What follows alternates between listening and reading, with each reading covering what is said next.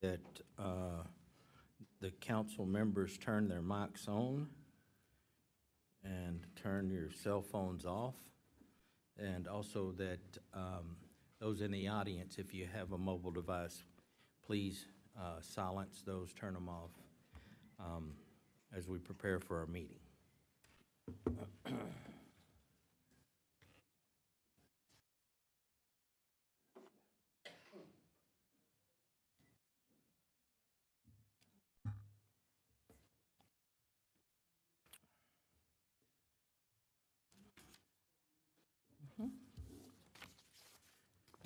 Looks like we have a full house tonight.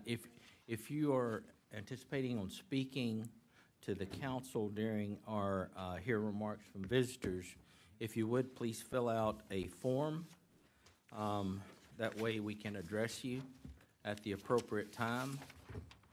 They're at the back as you come in. So it'd be something similar to this form here if you're wanting to speak before the council.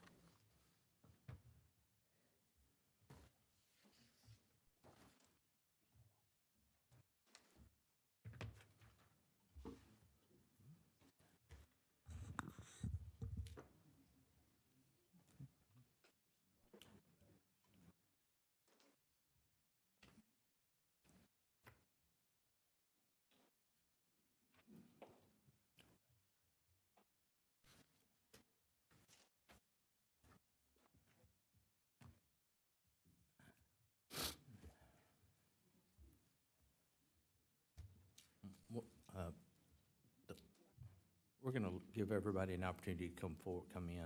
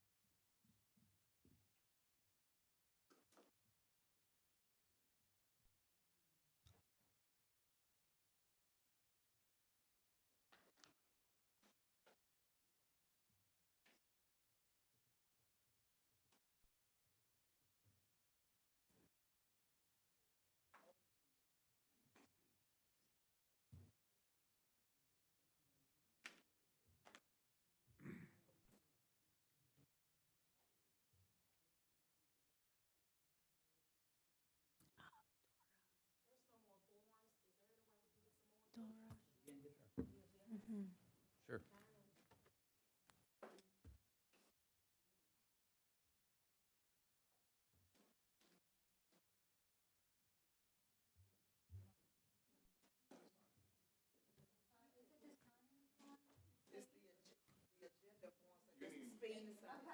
Okay, yeah, they'll get one for you, yeah. Thank you.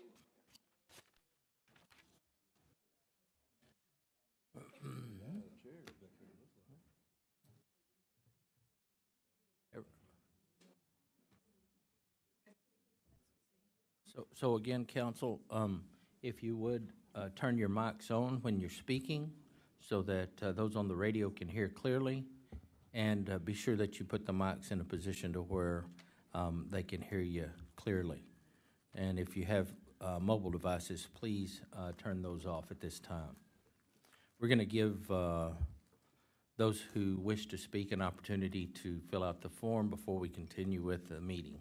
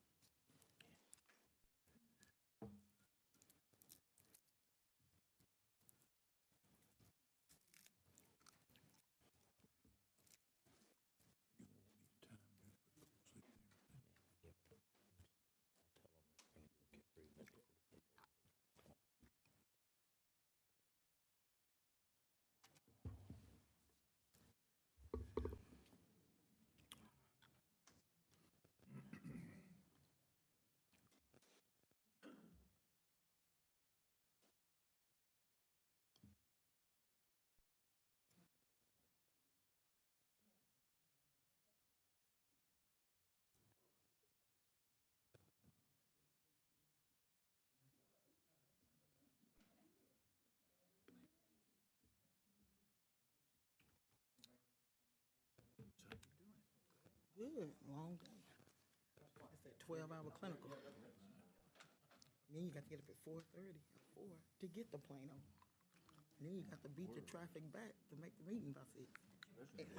Shoot, it's terrible. It's been worse though. No accidents. It was just slow. It's just drizzling. As long as it's slow, I don't mind the traffic. It's when you get the accidents, it's like, just stop. That lady in the red hat. She was one of the ones that needed. Oh, she got him. You can't find an 8-hour nursing shift no more. I don't know how we got into that. But every shift is like a 12-hour shift. I'm like, hey, what happened to 10-hour shifts? 8-hour shifts. But is it 5 days a week, 4 days a week? It's, I do Tuesdays and Thursdays. We go to clinical. And the other days is lecture and class. I see.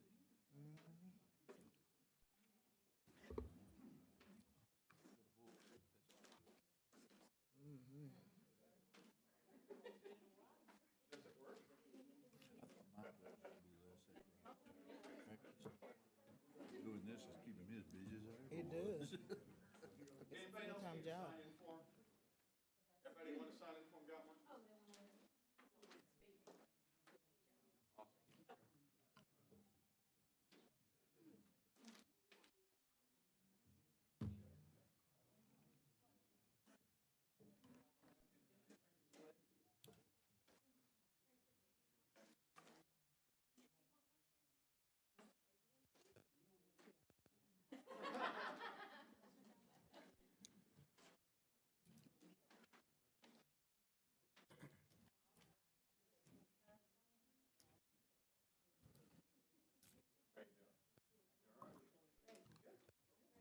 My wife said thank you for our present. She enjoyed it. Sure, it wasn't much. Maybe a hamburger and fries, No, actually, meat and pizza. You know. yeah, there you go. She said thank you. Thank And I you. say You thank tell you. her she's very welcome for sharing us with you every week. Oh, hey, Every now and then, I hear we you. see Miss Mary Gail, but you're usually the one that we see to keep us straight, keep us quiet and order. And, Mayor likes me to read the headings, which I'm glad to do. that's good.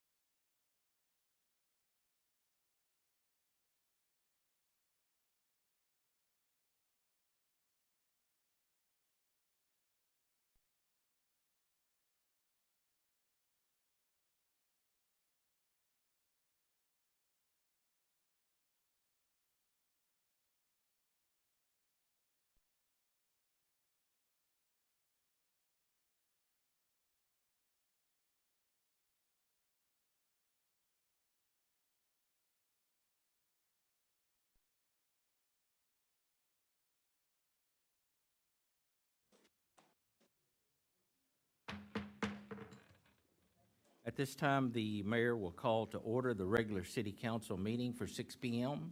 Tuesday, January 24th, 2023, City Council Chambers, 201 East Nash, Terrell, Texas. We have with us in the chambers today District 2, Grady Simpson, District 3, Mayrani Velazquez, Mayor Pro Tem, District 4, Stephanie Holmes Thomas, Deputy Mayor Pro Tem, and District 5, Andrea Reese. We have a quorum present, so we may continue on with our meeting. At this time, we're going to do invocation. If you would remain standing for the pledges, I'm going to have a staff member to do that. Carnival, would you please come forward and give us invocation? Bow your head, close your eyes. Dear Heavenly Father, thank you for bringing us here today as city council members and citizens and city workers of Terrell. Thank you for bringing us here to provide a service for our citizens and provide information as so be it. Lord, thank you for all the things that you do for us, and bless this city of Terrell. In Jesus' name, amen. Amen. I pledge allegiance to the flag of the United States of America and to the republic for which it stands, one nation under God, indivisible, with liberty and justice for all. Honor the Texas flag. I pledge allegiance to thee, Texas, one state under God, one and indivisible. Our next item on the agenda is mayor and council community recognition and events. I see that we have a former mayor in the audience. Mayor Anderson, Madam Anderson, would you please stand? Would you please stand? Mayor Anderson? I was fortunate enough to serve with Mayor Anderson as a council member in Andrea Reese's seat over there in District 5, so thank you for being here tonight. We always appreciate that. We also have some family members of a former councilman who is with us tonight. If you, Ms. Spencer, if you would please stand, and Zan, would you please stand, the daughter and wife of a former council member. Hey, Shireen, what's up? I'm sorry, I didn't see you. Always welcome to council meetings. I also served with Tommy many years and miss him terribly. But thank y'all for being here tonight as we move forward with our council meeting. Yes. I have one little Okay. Many of y'all know John Ronsval. We received sad news that John Ronsval passed away today. And so, just have that family in your prayers. John was a hero of a guy who really served in a lot of great ways, a friend to a lot of people up here at city staff, a friend to a lot of city council members, and really just dedicated himself to public service. So God bless Mr. Ronsval, and just remember him in your prayers tonight. So, yeah. I'd also like to add, although I did not get to serve or get to work with the late Tommy Spencer, I will say that he even came up during a conversation yesterday with our good old council member, Charles Whitaker. So know that, the work that he has done, and I wish I would have had the opportunity to work alongside him. He's still in people's conversations, and I think even maybe maybe I heard in a mural in the community coming up. But I also want to acknowledge that there are various community members from different districts of the city of Terrell. So welcome. Can't name everybody all at once, but welcome, and always glad to have a larger audience at the meetings. And then I would also like to add on to what our city manager has said about John Ronsval.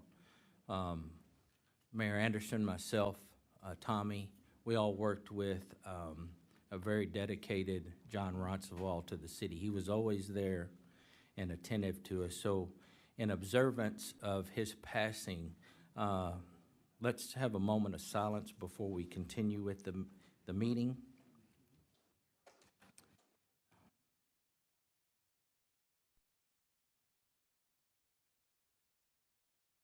Okay, thank you. And you know what? It's appropriate that today is a council meeting and John has passed. He gave his life for this city. Those that don't know that, I mean, really, great individual. Our condolences to his family and his friends. Our next item on the agenda is to hear remarks from visitors. This time is set aside on our agenda to invite any person with an address in the city to address the council on issues not subject to the public hearing.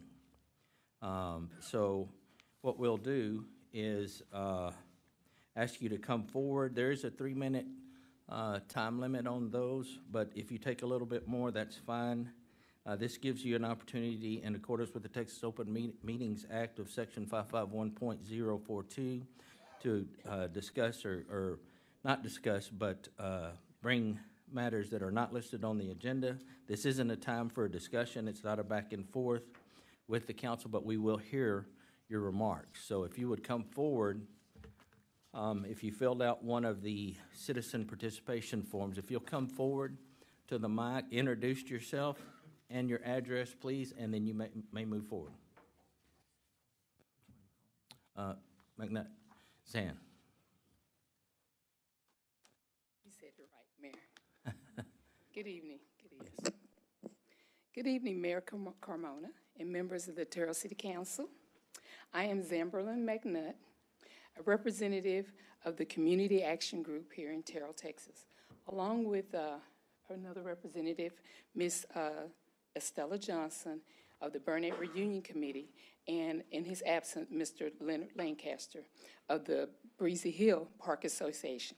We are here requesting from the city the cessation of the procurement of the J.C. Small building at 113 West Grove Street by the eminent domain by the city of Terrell. That's at the corner of Grove and Francis. Instead, we are requesting the inclusion of that building along with the Mural of Honor as a part of the downtown project that we're going to propose to the Paddock Committee and the Paddock Board. These committees recommend that the J.C. Small building remain under the current ownership of the estate of Johnny C. Holmes, which would oversee its improvement and development to become the Johnny C. Holmes African American Historical Museum of Terrell as a historical landmark. We are currently seeking historical landmark designation from the state of Texas, and we think that this will make it an ideal location for a cultural impact in the community in the new park and city epic center. Along with that, Ms. Johnson is going to come and give you further explanations regarding the historical significance of this proposal. And I want to thank you in advance for your time and consideration of this request. Thank you for your comments. Next.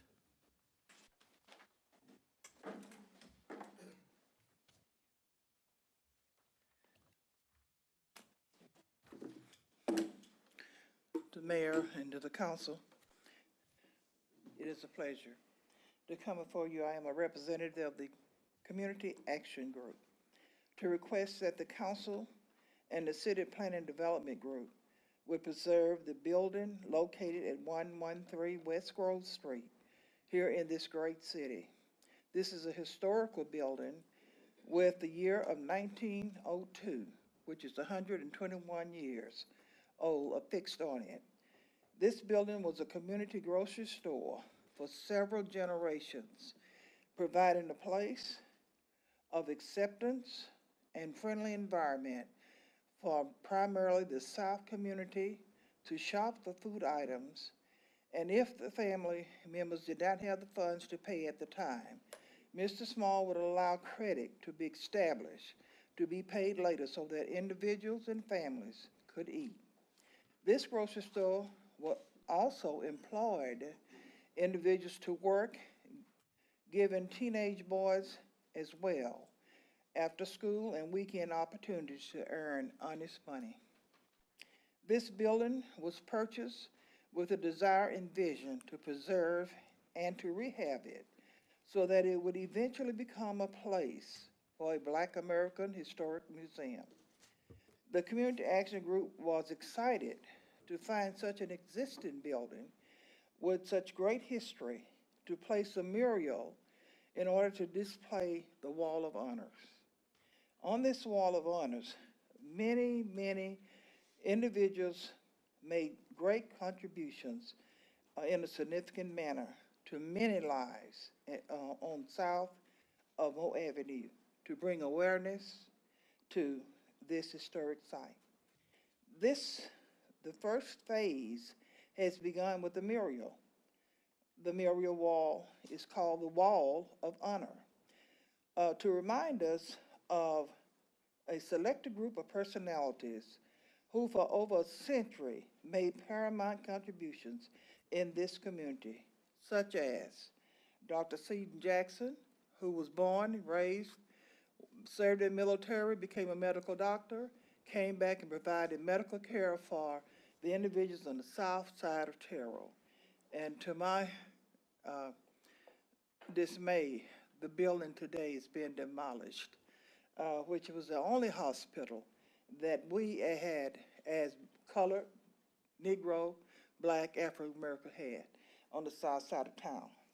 So our landmarks are being destroyed. We have Dr. Jackson, who grew up here. Not only did he provide medical care, he was married to an educator who was my fourth grade teacher, who also grew up in Terrell and made great contributions. Dr. Jack Evans, who was the past president of Southwestern Christian College, who went to Southwestern Christian College, continued with his education, returned back and was the president for a number of decades here in the great city of Terrell. J.L. Brooks, one of the first entrepreneur businessmen here in Terrell, over a century ago, owned so much property on Breezer Hill. He's the one who divided most of the property on Breezer Hill. He also owned that building across from the old railroad track, which was called J.L. Brooks Undertaker at that time. Later became J.L. Brooks Funeral Home, and then Brooks Thomas, which is now located down on 34 and is now Evergreen Funeral Home. We're losing our history. And we are here to ask you to accept our request to let us maintain some history. The Wall of Honor is to remind us of a selected group of personalities who for centuries have made paramount contribution. So there's Dr. Jackson, Dr. Evans, J.L. Brooks, Francis Anderson, the first Black female and Black mayor of the city of Terrell. Herman Furlow, born and raised here in Terrell, and went on to get his education at SBC school in Wiley, returned back, continued his education at East Texas State University, became the first and only principal at Terrell High School. Of course, he had more history than that. He was a coach, he was a teacher, so we want to honor these people. E.P. Shaw also grew up in Terrell, went to the Navy, came back, went to SBC school, and he also came back as an educator. Was the last principal at W.H. Barnett School after integration. We have Johnny Holmes, who was a businessman, who saw the need to construct resident housings when Terrell was lacking on the south side with decent places for people to live. Reverend B.T. Wyatt, who was a minister, pastor of the New Hope Baptist Church, who was the first Black commissioner for Coleman County. There are so many others that we were placing on this wall. We need a historical place so that we can evidence and show it through display, visible display, that our people have made great contribution. We're asking that you include us in your plan. We're asking that the City Terrell Planning and Development Committee will exemplify a holistic community inclusion and not a polarized project. We are a community of diversity. Thank you. Thank you for your comments. Who's next? Who's next? Did Johnny Holmes, he wants to, no, okay, here we go.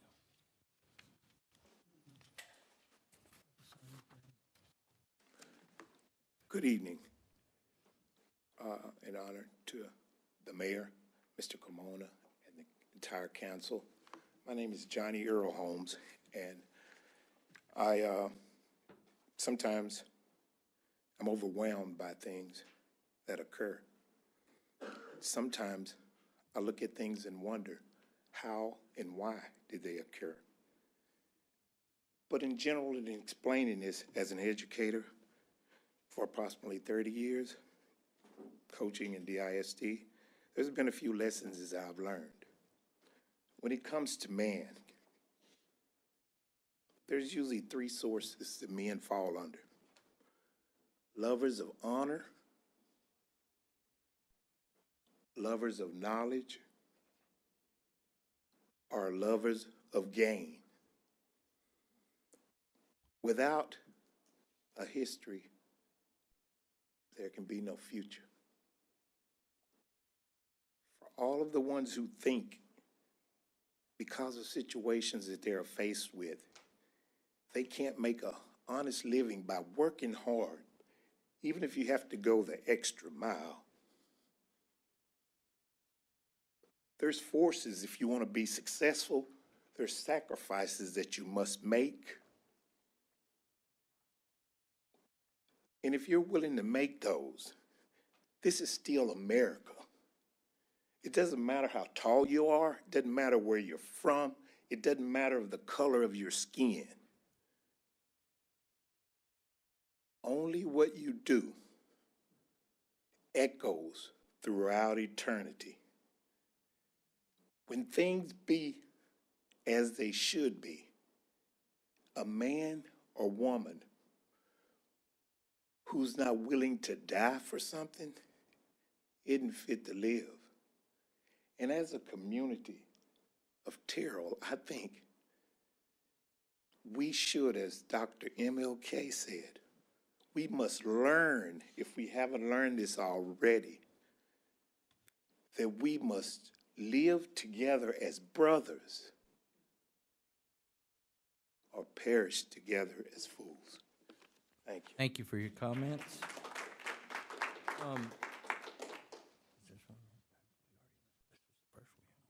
Is Miss Brown, Thomas Brown? Oh, I'm sorry, Thomas Brown, I'm sorry. Is it Thomas? Yeah, it is, I'm sorry. Good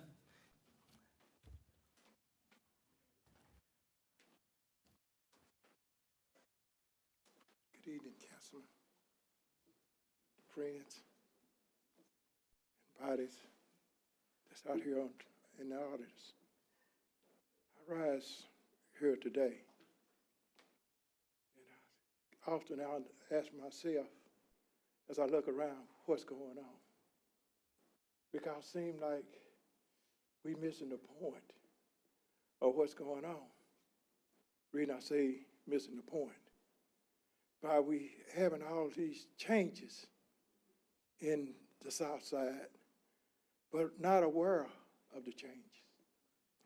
I'm a businessman here, whether I'm recognized or not. I've been here for a long time in this city. I put in a lot of work in this city. I've done a lot of things in this city. I put a lot of streets in this city.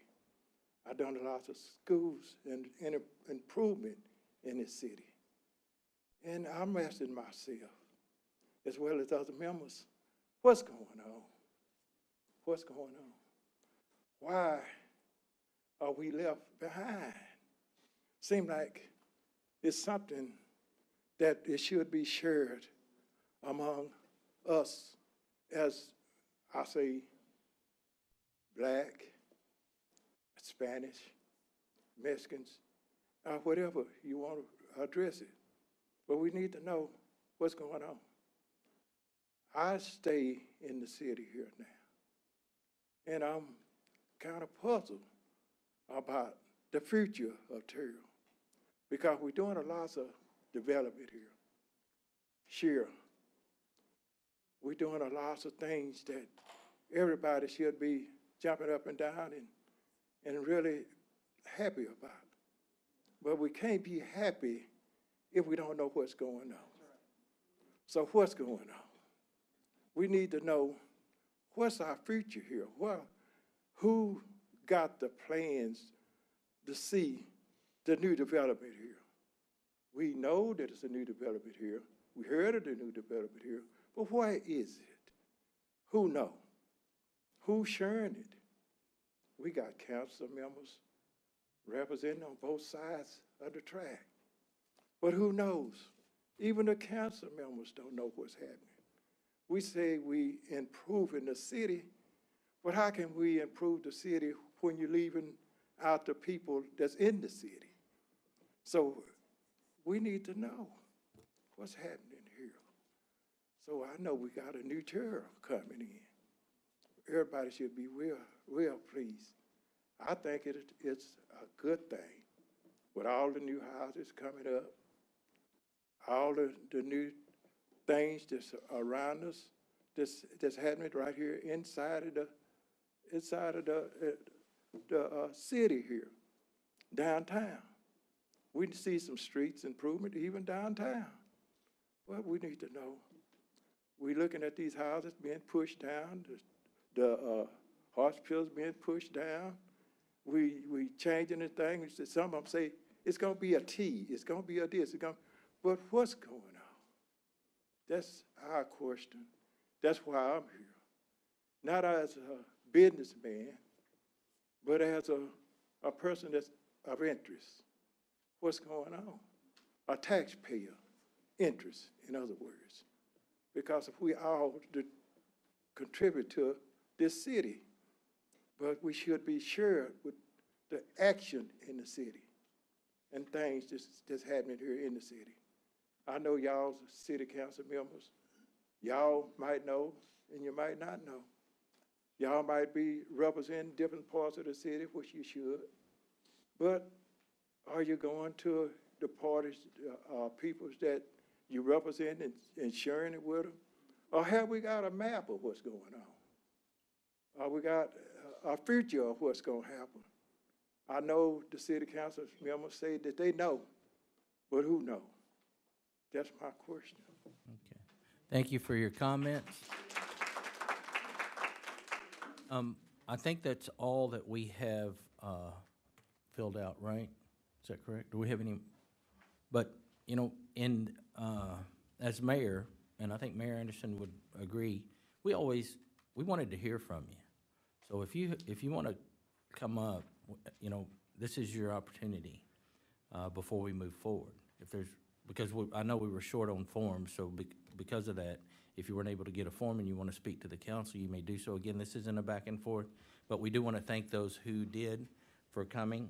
And since we have no takers, our next item on the agenda is the adoption of the minutes.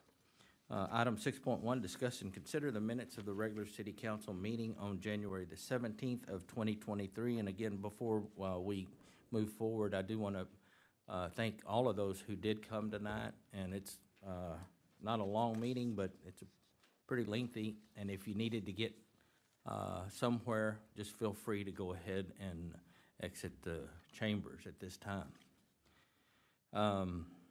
So item 6.1 is discuss and consider the minutes of the regular city council meeting.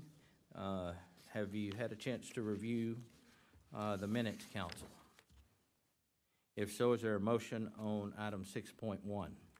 Motion to approve the minutes of the regular city council meeting from January 17th. And again, if you would, please make sure that your mics are on. So we have a motion. Is there a second? Second. We have a motion from from Andrea Reese, District 5, and a second from Grady Simpson, District 2, to approve the minutes of the regular city council meeting of January the 17th as presented. Is there any further discussion? Hearing none, all those in favor, let it be known by stating aye. Aye. Aye. Any opposed? Motion carries with unanimous vote of those present. Our next item on the agenda is 7.1 to discuss Animal Shelter Advisory Committee Ordinance. This is our Police Chief, Ken McKean.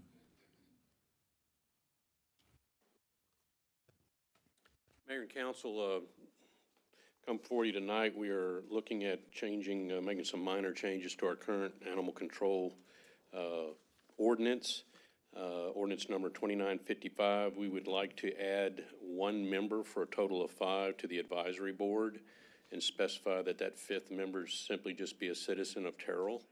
The other 4 are specified by state law. We would like to add an extra year to the term. I think it's a 2-year term currently. We'd like to add 3 years. And we think that would make for a better rounded advisory board. All right, thank you, Chief. So council, does anybody have any remarks to the chief as to his request in the ordinance to add a member and then to add an additional year for their term? Chief, it sounds like, from what you shared the last time you were with us regarding the Animal Advisory Board, that this board is really, the rules of this board are really governed primarily by the state of Texas. Correct, yes. Correct, and therefore, this board is mainly made up of what I would call experts in the field of animal control. Right. And at this time, you're requesting one additional board member to have a total of 5 board members. Is that correct? Correct, yes. Which usually helps break a tie as well. Right. And then you're requesting that the board member service is extended for another year. 3-year period instead of 2, yes. And that usually helps with kind of the first year, kind of getting the feel of things. Correct. And having that continuancy, probably not the best word to use there, but of board members versus kind of rotating them every 2 years. And for those in the room, always looking for additional board members to serve on boards. This one, though, is requires a little bit more of expertise in the area of animal control, but there's other boards that community members can serve on as well. Correct. Mm-hmm. Thank you. Thank you. So, Mayor and Council, the next steps in the process are just, you've got ordinance number 2520 in your agenda packet. Greg's drafted up for us ordinance number 2955. That makes those changes, and we will just bring that back at a future meeting for a voting opportunity. One thing also is important to note, and I think Councilwoman alluded to it, this is a very unique board. And for that reason, unlike any of the rest of our boards, the membership of this board is not subject to term limits like all of our other boards are. This is the one exception. And the exception is because of the unique makeup that it has, so. Correct. Okay. I'm curious of like what kind of members are on this board that's The state says there has to be 4. There can be more than 4, but a minimum of 4.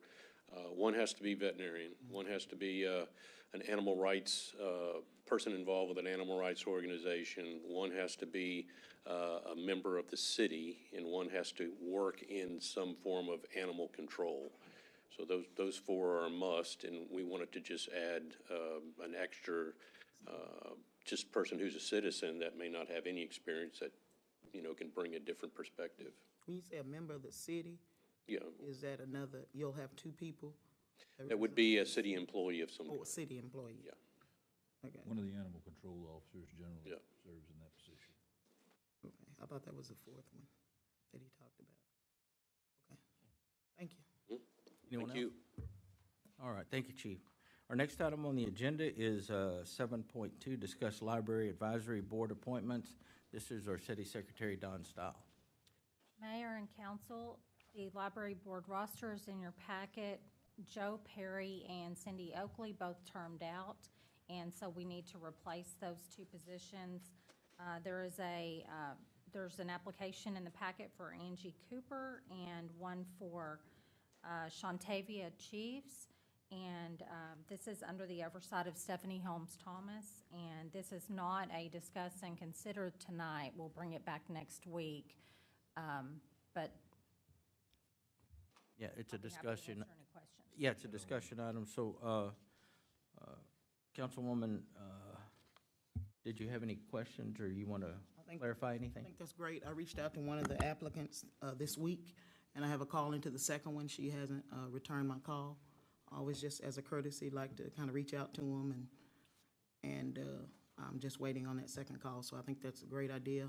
I'm excited that we don't have to vote on this tonight because I'm waiting on, to talk to the second applicant and make contact with her.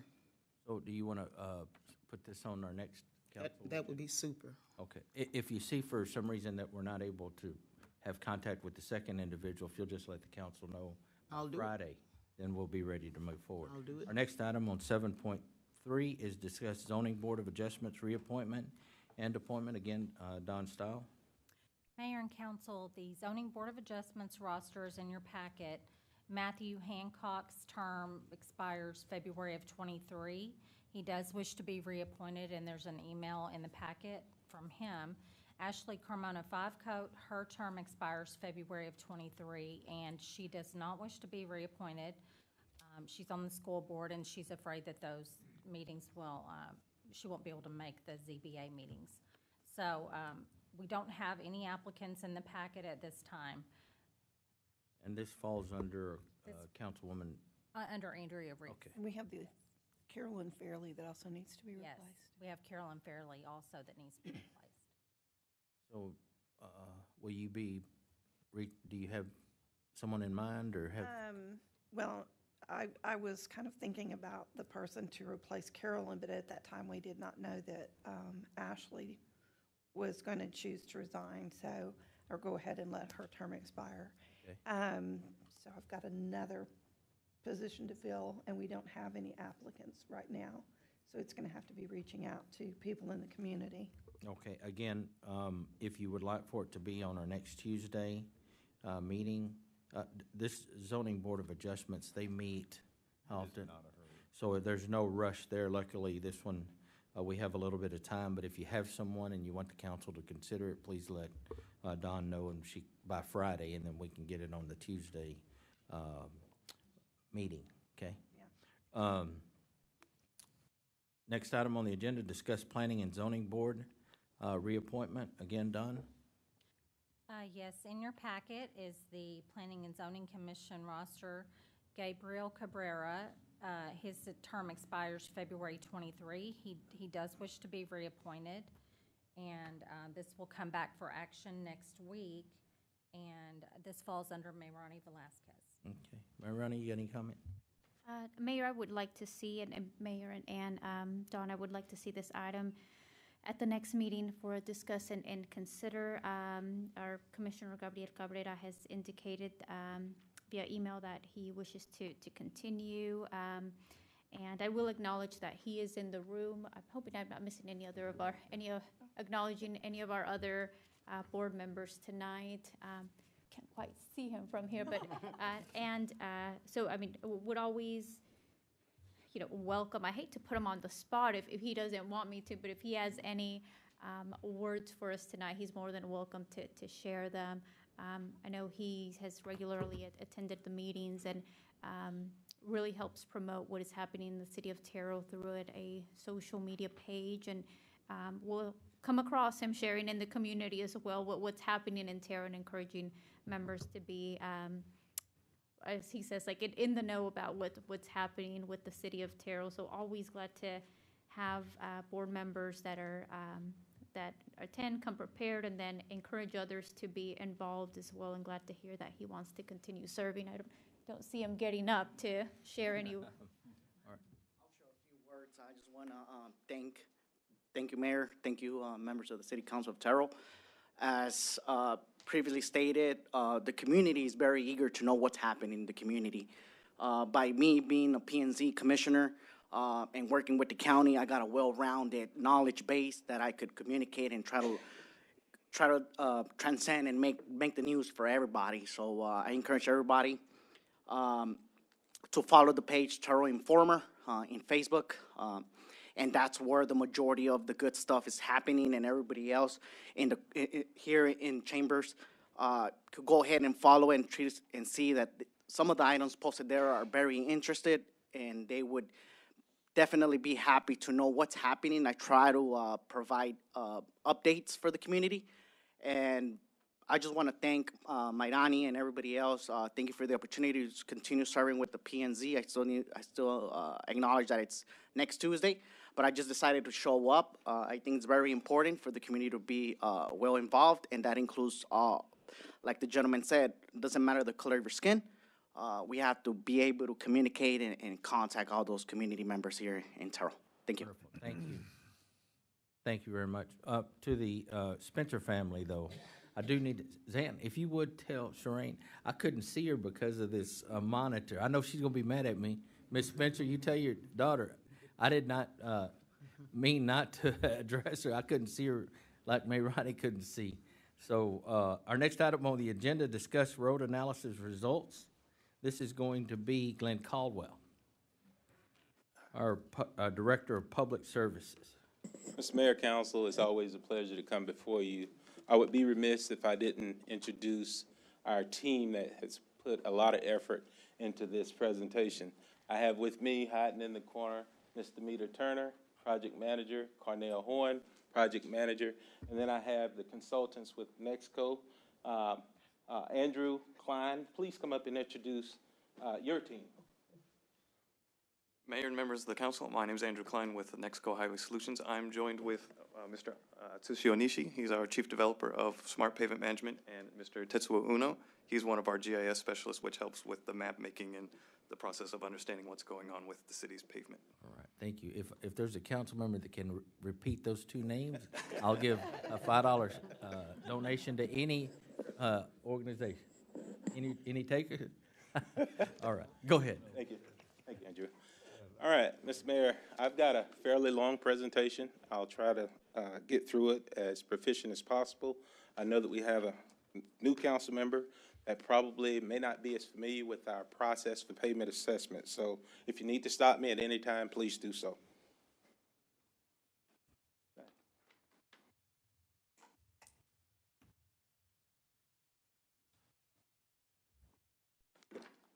All right, we're going to get into the presentation. We'll get to the first page. We'll get right into some of our goals. Years past, we're in year 3 of our pavement assessment that we've been doing, just so that everybody is aware of that. We've had great success.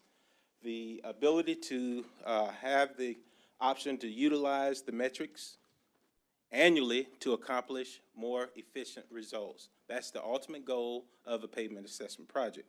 We establish our budget commitments that's necessary to meet the needs for the pavement improvements, and we utilize this technical assessment to guide us in our prioritization of our streets.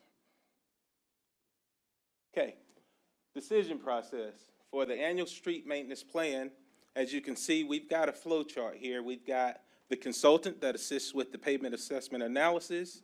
Then if you move over to your left of the screen, we fall into scoring our streets. If there are 2 or 3, that's good news. Our ultimate goal is to sustain our 2 and 3 street ratings, which you'll see how that lays out in the scoring a little bit later in the presentation.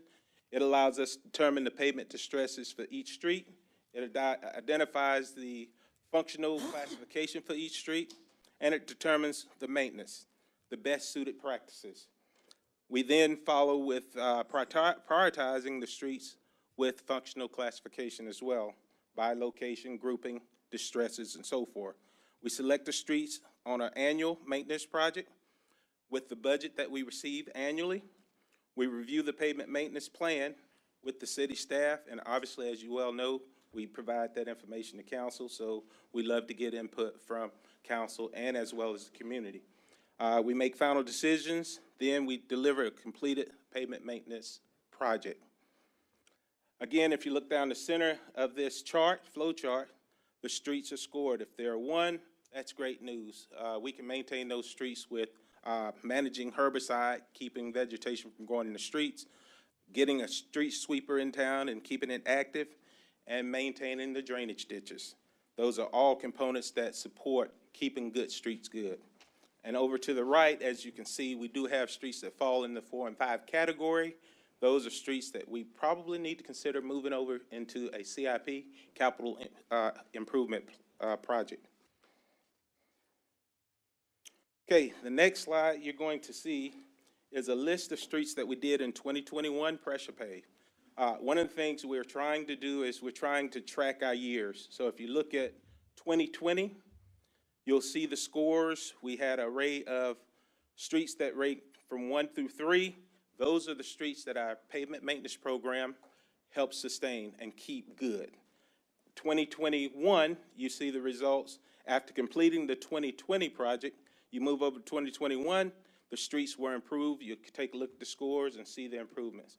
Now, this year, we did analysis on the streets thanks to Nexco. As you can see, the scores were sustained because of the work that we did in 2020 and 2021. And then I'll bring forward the question you'll ask is, you'll see a street that scored a 3. So Dallas Street scored a 3 between Delphine and Virginia. Well, it was a 3.11 in 2020. We done some pressure paving on those streets in 2020, which improved the street. So the score for 2021, obviously you see, was a 2.33. So there was a massive improvement. And then this year, as you can see, it scored a 3. Well, that means that that street got attention in 2020. It did not get attention in 2021. It will not get attention in 2022, but you could bet you in 2023, 2024, we need to circle back. So that's the kind of data we needed to support what streets we do and why we need to do them. Next slide.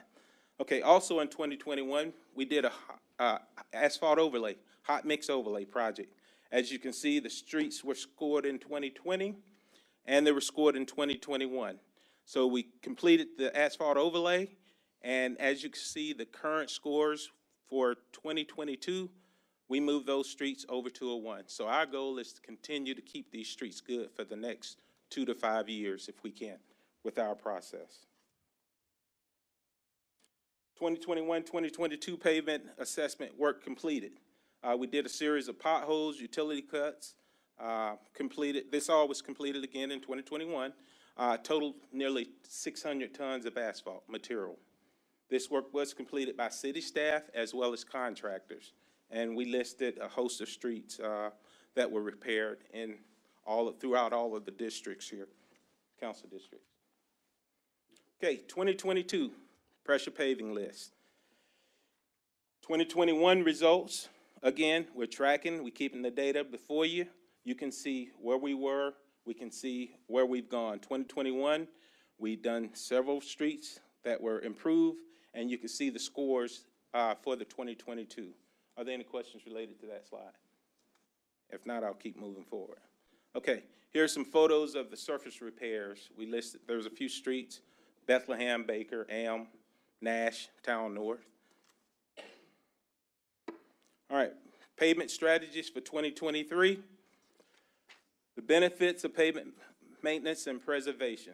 The objective is to be proactive with our maintenance mitigation and managing our future budget burdens. So as you can see, if you look at the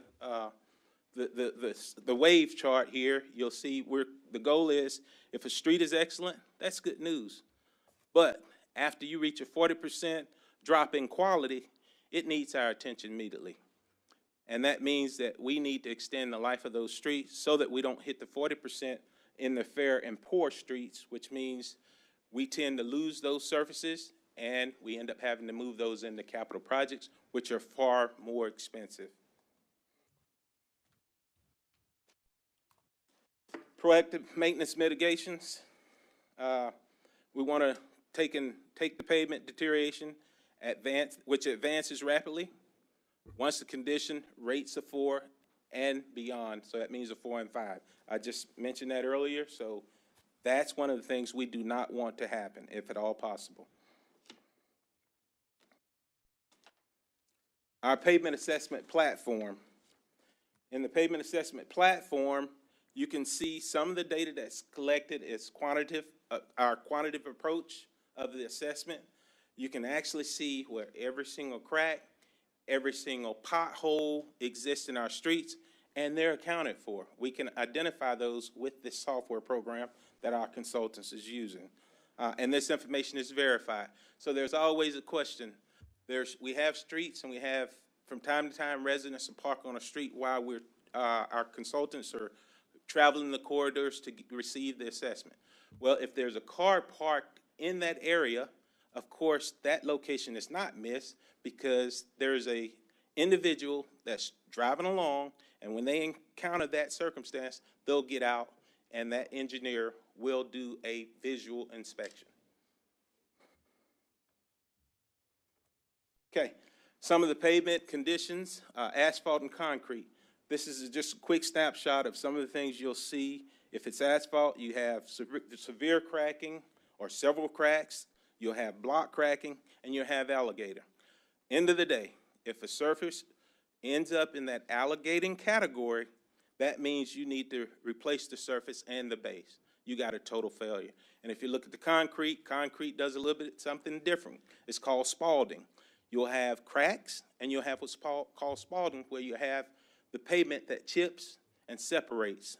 And when that happens, you can do, if you catch it early, you can seal it. If you catch it late, you've got deep cracks and deep spalding, which means you got to do a full depth repair.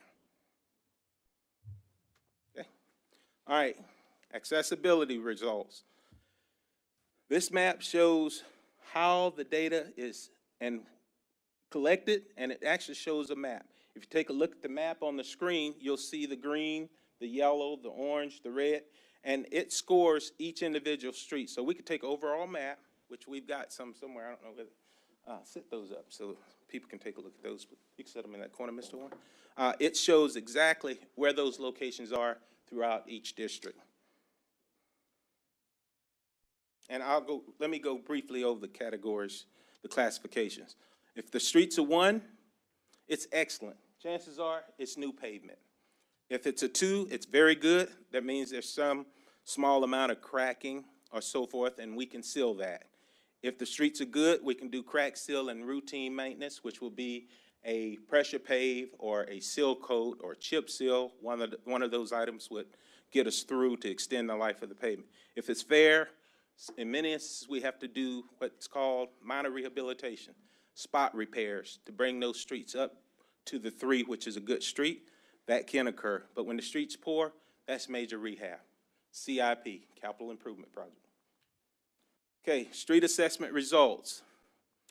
I know it's hard to see the map, but that's just an overview of the streets. And if you want to take a look at that closer, we definitely have that data and be glad to send that to you. If you want a closer look, you'll be able to zoom in and see the areas that pertain or impact your district.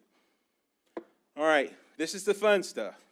So we've got the 2022 overall conditions, the mean rating 2.4, which covers 103 miles. And then we took that information and we broke it out by asphalt, concrete, and gravel streets. We've got 70% asphalt, 30% concrete, and 1.5% of gravel, which is good news because there was a time we had a lot of gravel streets in the community.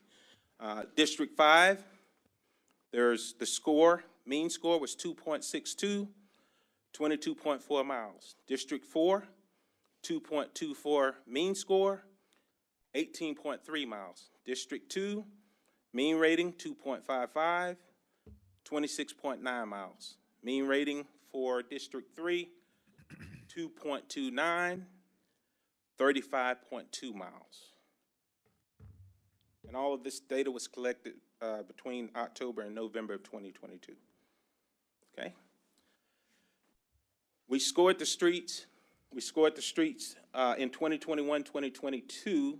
As you can see, keep in mind, these are overall scores, which included all the streets in the community. We had ones, we had 13.2 miles. 2 streets, rated 2 streets, we had 38.9 miles. 3 streets, we had 41.1 miles. 4 streets that ranked 4, we had 16.5 miles. And 5s, we had approximately 5.3 miles. Slight discrepancy. So in the first robotics scoring in 2021 and 2022, there was 115 miles identified. Obviously, we missed a couple of locations that were outside of the city limits, which were TxDOT right-of-ways and so forth, that were included. This year, we caught that, so we got a more accurate counting of the actual city streets, which was 103 miles. The streets scored, the ones were 24 miles, streets that scored 2 was 30 miles, streets that scored 3 was 30.2 miles, streets that scored a 4 was 15.6, and the streets that scored, that were 5 miles, scored a 5 was 3.2 miles. Okay, I've got a couple footnotes here that I wanted to make sure we share related to the 2021, 2022 scores. Keep in mind, the survey included College Mound Road extension, which shouldn't have been included, a section of Airport Road that shouldn't have been included, as well as some areas that's on the TxDOT right away. And those total miles was 11.8 miles. That's why you see the discrepancy in the total lengths. This table indicates the average overall score, which include all the streets of Terrell, and these are centerline miles, okay? All right, by district by district analysis.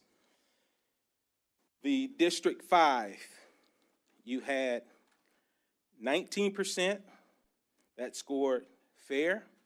You had 37% that scored good, 33% scored very good, and 11% that scored excellent.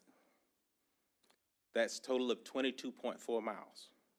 District 4, you've got 2% of your streets that are poor, 22% fair, 20% good, 21% very good, 35% excellent.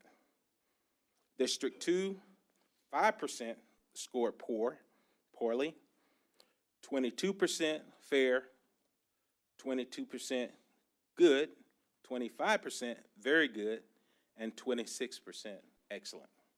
District 3, 35.2 miles of roadway, 2% poor, 17% fair, 32% good, 26% very good, and 23% excellent. Okay. Top 10 streets in terms of miles of ranking 5 and 4s. That's your fair and your poor streets. We identified some of the streets here. You've got County Road 305, Griffith Avenue, Mineral Wells, County Road 318, County Road 237, North Blanche Street, South Catherine, 9th, Longspur, William Street. And we'll take a look at the red column, which is the poor, and the fair column, which is the 4s. The fair column is the 4s. You got 4.14 total miles of poor streets and 6.29 of fair streets. Okay? And these are top priority streets that score 5 and 4s, according to the analysis that were provided through the data. Current year streets program budget. Our goal is to spend approximately $1.1 million. And these are the list of recommended streets that we're planning to attack in 2023. Obviously, there's always a street that may come up in one of the council districts recommended by some of your constituents. We do want to know that information. So, and if so, please communicate with the city manager and his team, and he'll get it off to our staff. Take a little pause when we look at this particular page. So basically, what Glenn's telling you here is that we think we can do a little bit over 4 miles of pressure paving. When we do pressure paving, we're doing it in combination with the blading and grading so that when we have open ditch drainage, we get the ditches running off better. And we also do it in conjunction with what you would refer to as a pavement collapse repairs. So when you go across a piece of pavement and you think, man, that's just all falling apart right there. You don't want to put pressure paving over something like that. So we're combining those 3 different budgets and we're putting that into this list of a little over 4 miles. We're not asking anybody to vote on this tonight, but in a few weeks, after we get some council input, staff will be refining and going back through this. We always like to ask ourselves internally, did we make the right decision? Did we get the right streets? We'll keep refining.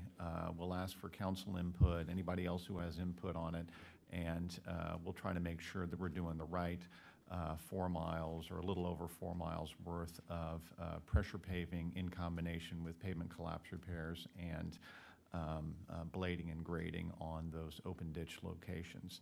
So that's kind of a eyeball on how to do that. And then also the disclaimer is always, you know, you don't really get a perfect match of exactly the same number of miles in each council district because there's not the same miles of road in each council district. And so I'd kind of advise you to take a look back there. You can kind of look back and forth at the different slides to kind of balance that out and see, okay, what are we really thinking here? But this is the part in the process each year where we say, okay, if we're just going to strictly follow the science, this is pretty much what we've got. But the science without input from community doesn't make a lot of sense. So this is the take a deep breath, give it a little while, get some input on it, and make sure that Glenn can then go out and do his contracting with somebody that's a firm that can get this work done and really get the right streets attacked. So good moment to just realize this is the key slide in this presentation for council input and council feedback. Go ahead, Glenn. Okay, thank you, Mr. Sim. And also, one of the things you can see in this slide is we broke out each council district by the miles that we're planning to cover and what percent. Okay. Okay, next steps. Obviously, we're going to use the data to identify and complete. Glenn, Yes, hold sir. on a minute. So if, I would ask for council, you know, be taking your notes so that once the presentation is finished, then we can speak and put some input into what Glenn has presented us. Go ahead. Okay, thank you, Mr. Mayor. Item 1, our goal is to identify and complete some wins. So we'll take streets that rank a 5 and try and address some of those critical issues on those streets, okay? Which is critical. I think I can name one right at the top as I look at Councilwoman Thomas and Velasquez and everybody up before me. I can think of several that'll fit that criteria. Our goal is spring of 2023, we're gonna select bids for the street maintenance. The summer, our goal is to complete the project within 30 days. And the fall, we're planning to come back and the city and our consultant will complete a 4th round of pavement assessments. This program and this process has been very proficient and very rewarding to the community. Street maintenance planning for FY23 and beyond. Our action plan for streets ranking 4 or 5. Spring 2023, FY24, 25, 26. Create a strategic plan that will review capital needs. Spring of 2023, 10-year capital plan update to be included with our strategic plan, which we've done the last few years.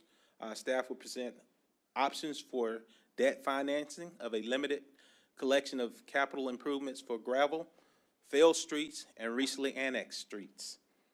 Streets such as Adelaide, Bryn, Blanche, Kings Creek, County Road 237, County Road 318, and Mineral Wells, et cetera. I can go on with that.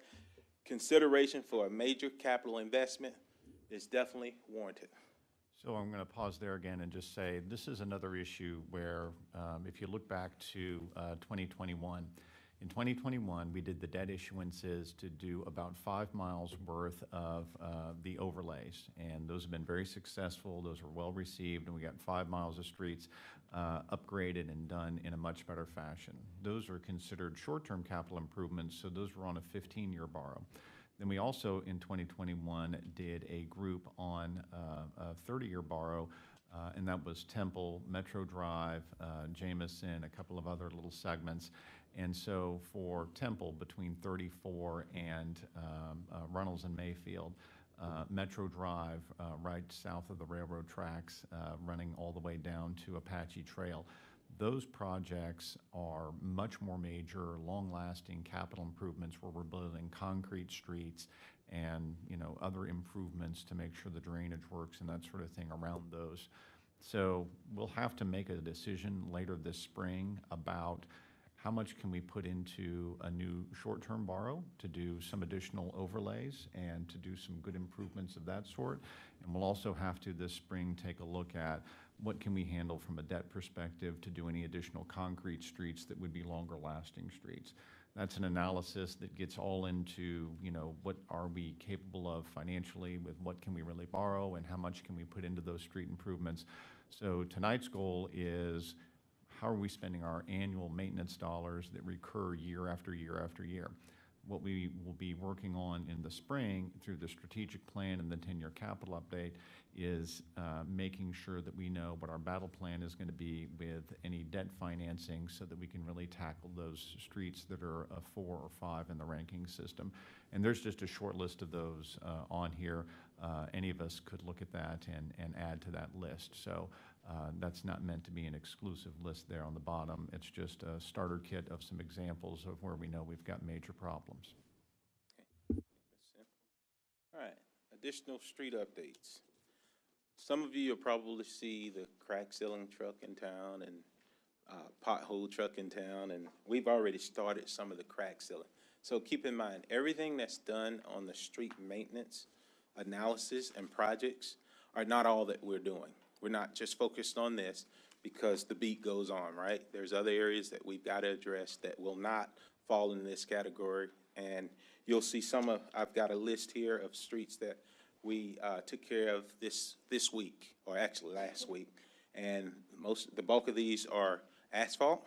We'll be coming back and also doing crack sealing in the next week or two on the concrete streets, and as well as more asphalt, right? So you're gonna see a lot of crack sealing happening, because that's gonna help extend the life. We've gotta attack the moisture penetrating our pavements. I've got some pictures of our contractor out getting some work done there. And the other item that we are putting emphasis on is our striping. I won't go through the whole list, but as you can see, there's a lot of school zones and areas that we need to stripe and continue to stripe. Our goal is to move from once a year striping to twice a year striping around the school zones. Other areas that we're striping is our standard striping, which include Airport Road, Crossroads, Colquitt, Market Center, Metro. So there's a host. North 34, we can go on and on there. And we do have parking lots that we need to maintain as well. Keep in mind, downtown does fall in this category. We're planning to increase the striping in those high visibility areas as well. Did I miss one? Maybe not. Okay. Glenn, thank you. Concludes the presentation, Mr. Mayor. Yeah, thank you so much for that detailed presentation. It's been a long time coming to be at this point. When I first became mayor, we needed the data, Yes, right? We just didn't have the data to work. So thank you guys for providing the data for us. But we've made great strides in how we handle our street maintenance and our capital improvements. Yes, sir. You led that for us. You came to us. I remember you were just coming, hey, can I have some money, right? So we've turned the curve. We've made that adjustment.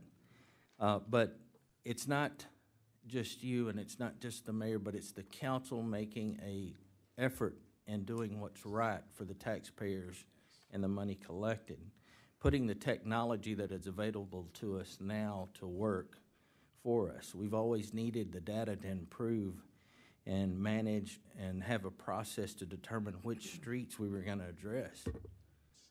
When when Madam Anderson was here, she didn't have the data. We just kind of had to do it on our own, drive our own streets and decide where we were going to go.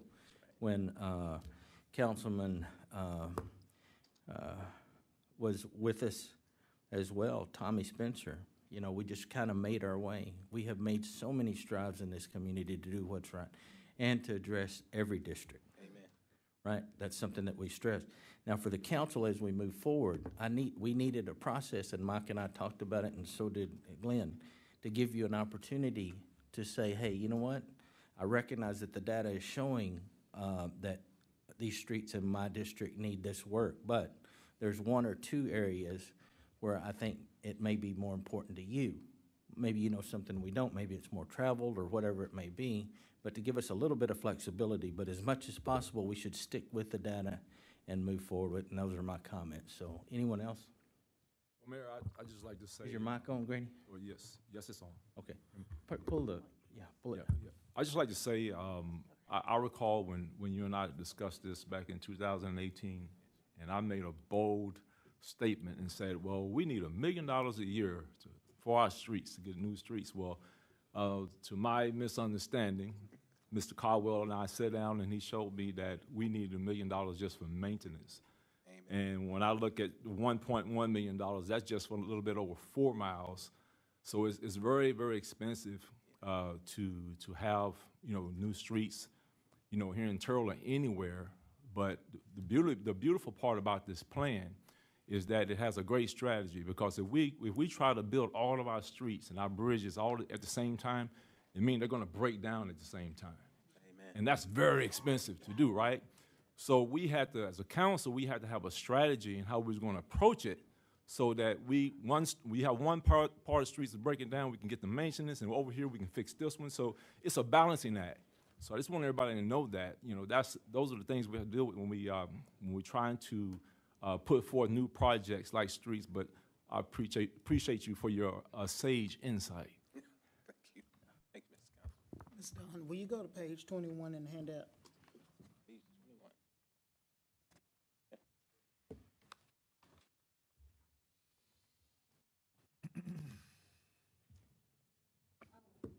Oh, in his presentation. I'm sorry. Okay. Yeah, it's agenda item page 60. All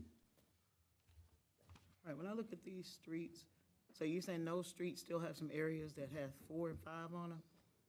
That's Is that correct. what that report shows? Yes, ma'am. Where is that on Griffith? Is that That's the gonna be- east end? That's, I well, mean, the west end? we call it northwest.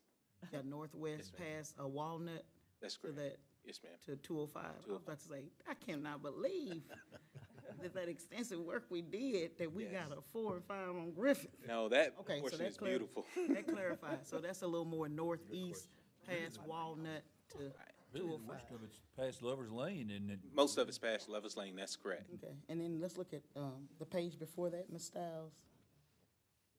Okay. Just the thing that goes to me when I look at this pie chart is we got some red streets. So that sticks out to me as a council member in every district except 5. So 2, 3, and 4, we have some streets that need some major work. So with that being said, I know I have to compare the mileage somehow based on what that percentage is. So I may get with you to kind of explain this to me, because I know the smaller the mileage, the numbers kind of change, and we look at the median numbers versus the percentages if we're doing a wider stretch. I get that, because I understand proportion and all that. So I'll probably be reaching out to you this week to look at that. But that tells me that if we got some red, I don't want to see a lot of red. And it's not a lot, but I'm surprised we still have some. So we need to work on that as a council.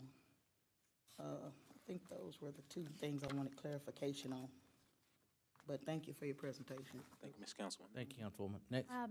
Glenn, and Don, I'll ask if we can stay on this slide, and this is a question for the consultants as well, because I'm looking at it, I don't know if there's any way to zoom in on like Highway 34 and the Bryn area on this map. Is there any way to?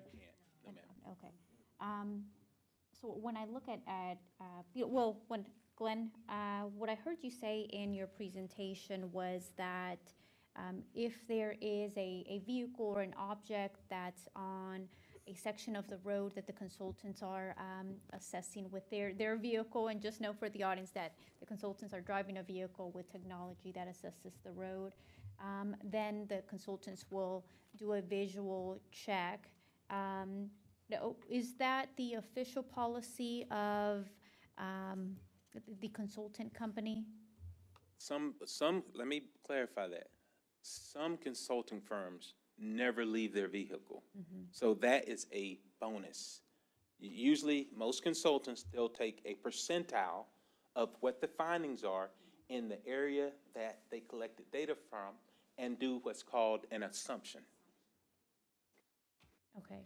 because I do have a request for the consultants, and I don't know if this is gonna,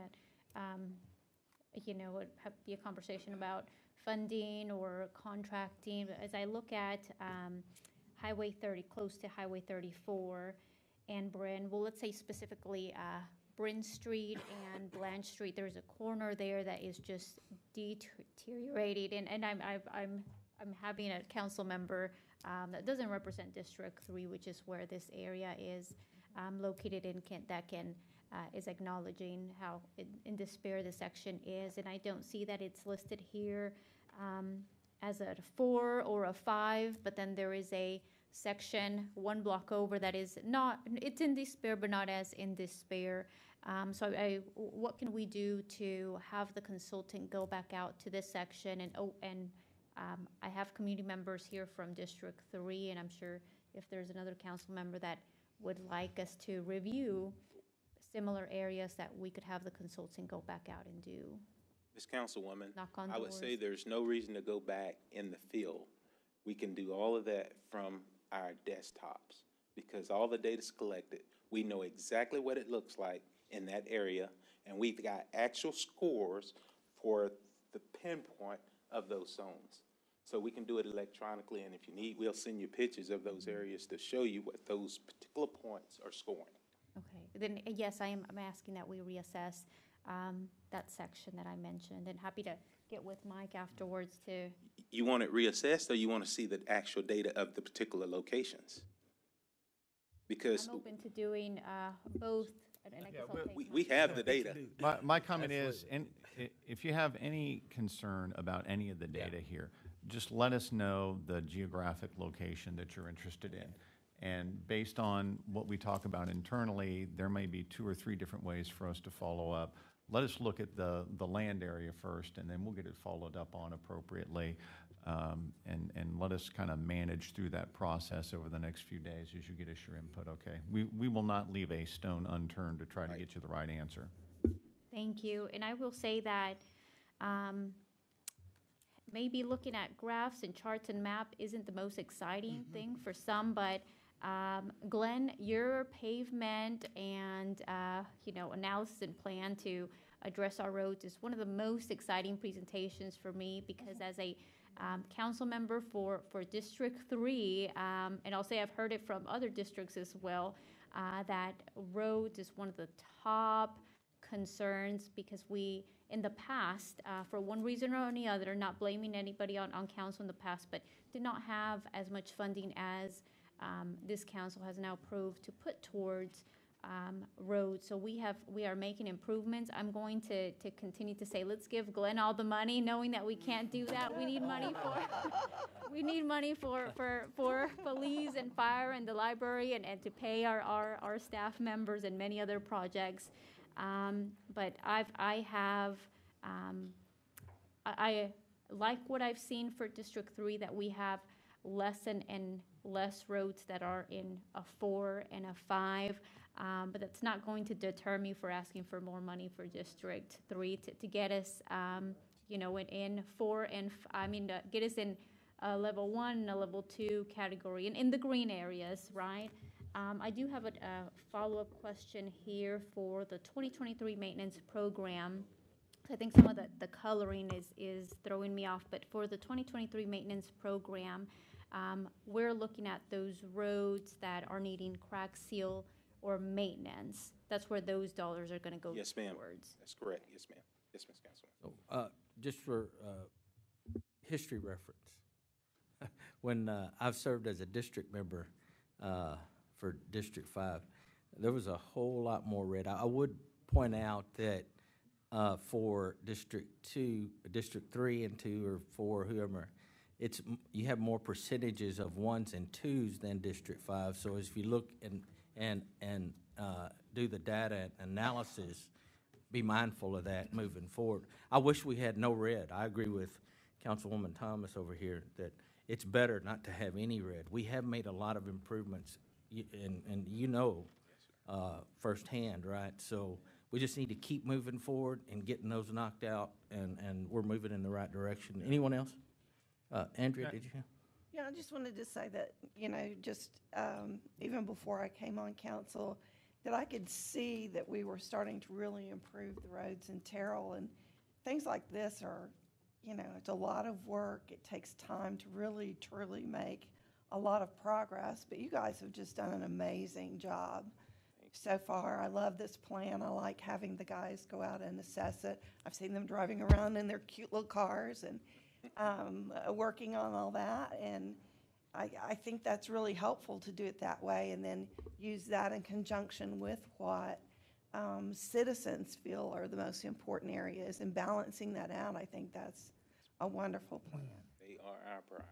So I'll just kind of wrap up by saying that I think one of the big philosophy points that Glenn has and that the science tells us is part of what you're doing is you're doing annual spending. And today's presentation was how do we spend the annual money? Later on, we talk about the other two components, which is what's appropriate for 15-year spending and what's appropriate for 30-year spending. So we're not leaving those out. They just come next, and we'll be tackling those at later meetings. Thank you, Glenn. You know, one last point, I say it as a citizen, I say it to the citizenry that's here. We can't imagine how lucky we are to have Glenn and people like him to take care of our streets. I have had the occasion in the past to see what happens down the road here at the county. They have 4 sets of equipment. We just have one here under Mr. Caldwell. And they don't do the kinds of assessments on their roads that we do. And I can assure you that all these council members, as you've heard, are as much into streets as anyone ever could be, all of them. But I've yet to see any of them on a road maintainer. So I think All right, go that ahead. speaks volumes. Wait, what? What was that last? So, I said, I've never seen any of you on a road maintainer. yeah, I'll offer this up for everybody here and council. What Glenn and I will make sure happens is that we'll get this easy to find on the city website. So if you want to zoom into a map or something like that, you can do that. And then the map that Carnell had here, we've moved that to the lobby over there. So, you know, feel free. Hey, on your way out, take a look at the map, see what you think. And if you've got a thought about that map, communicate it to us and send it our way, okay? And I will add, all of the agendas are always posted online. So if you weren't able to get an agenda for tonight, if you'll go on the city's website, you can pull that up. And that's every meeting that we have. So I welcome you to do that. And then you can also, if you can't make it in person, you can watch us through the online, okay? And then as I do, I like to recognize those who had served previously. So Charles Whitaker is a former council member from District 4. If you'd stand up, please. And thank you for being here this evening. Next on the agenda is 8.2, discuss resolution number 2056, a resolution authorizing continued participation with the steering committee of cities served by Oncor and authorizing the payment of 10 cents per capita to the steering committee to fund regulatory and legal proceedings and activities related to Oncor Electric Delivery Company, LLC. This is our City Secretary, Don Stahl. You know what? Let's recess for 5 minutes. You need a motion. Can I have a motion to recess for 5 minutes? Motion to recess for 5 minutes. Second? Second. All right.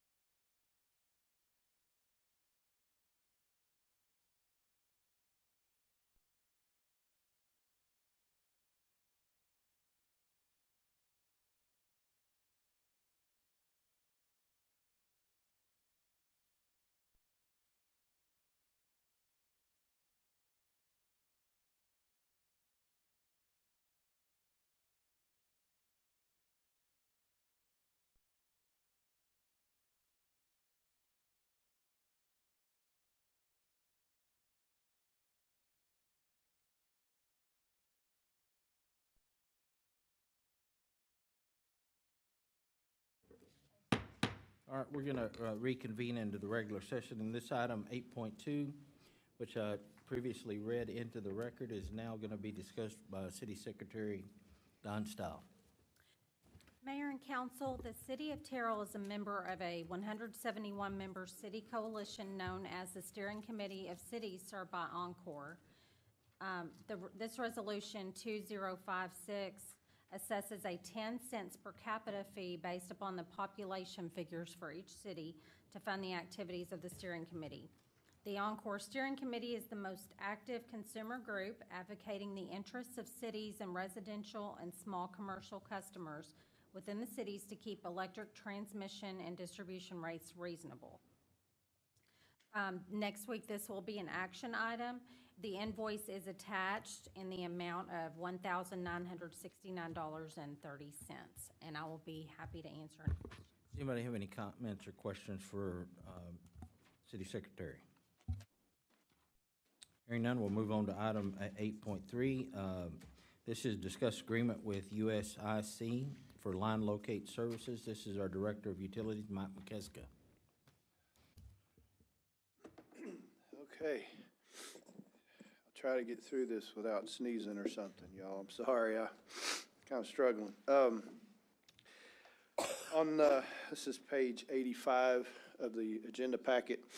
I put a little summary letter together just to kind of explain what this is about.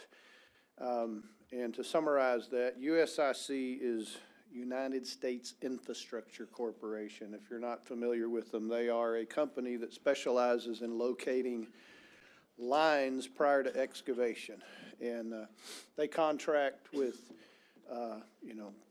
for electric locates, fiber locates, non-fiber communication lines, sometimes gas and so forth. They also contract with cities to do water and sewer locates. And so every time somebody's going to put a backhoe in the ground, and they have to call 811 and request a line locate service.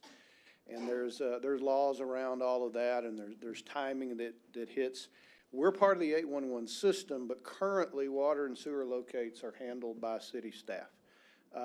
We're getting around 250 to 300 locate requests per month, and it's very difficult to keep up with, frankly, and especially when we were losing some staff and we were getting shorthanded, it was getting more and more difficult. So this has been a topic that's been discussed off and on, I don't know, for a little while, maybe 18 or 24 months, and I finally reached out to USIC, and I've been talking to an individual who reps them for the contract negotiation side, not the operation side. That will follow if this is approved. But basically, they have a pretty standard contract because they do this across North America, and I worked with them on that. We made a couple of minor changes that they could live with, and then Mary Gail reviewed this, and she said she was okay with it. So the gist of it is you pay on a per locate basis. So every time there's 811 call and they go out there and they locate, they send us a bill monthly for how many locates they do. And there's a set rate.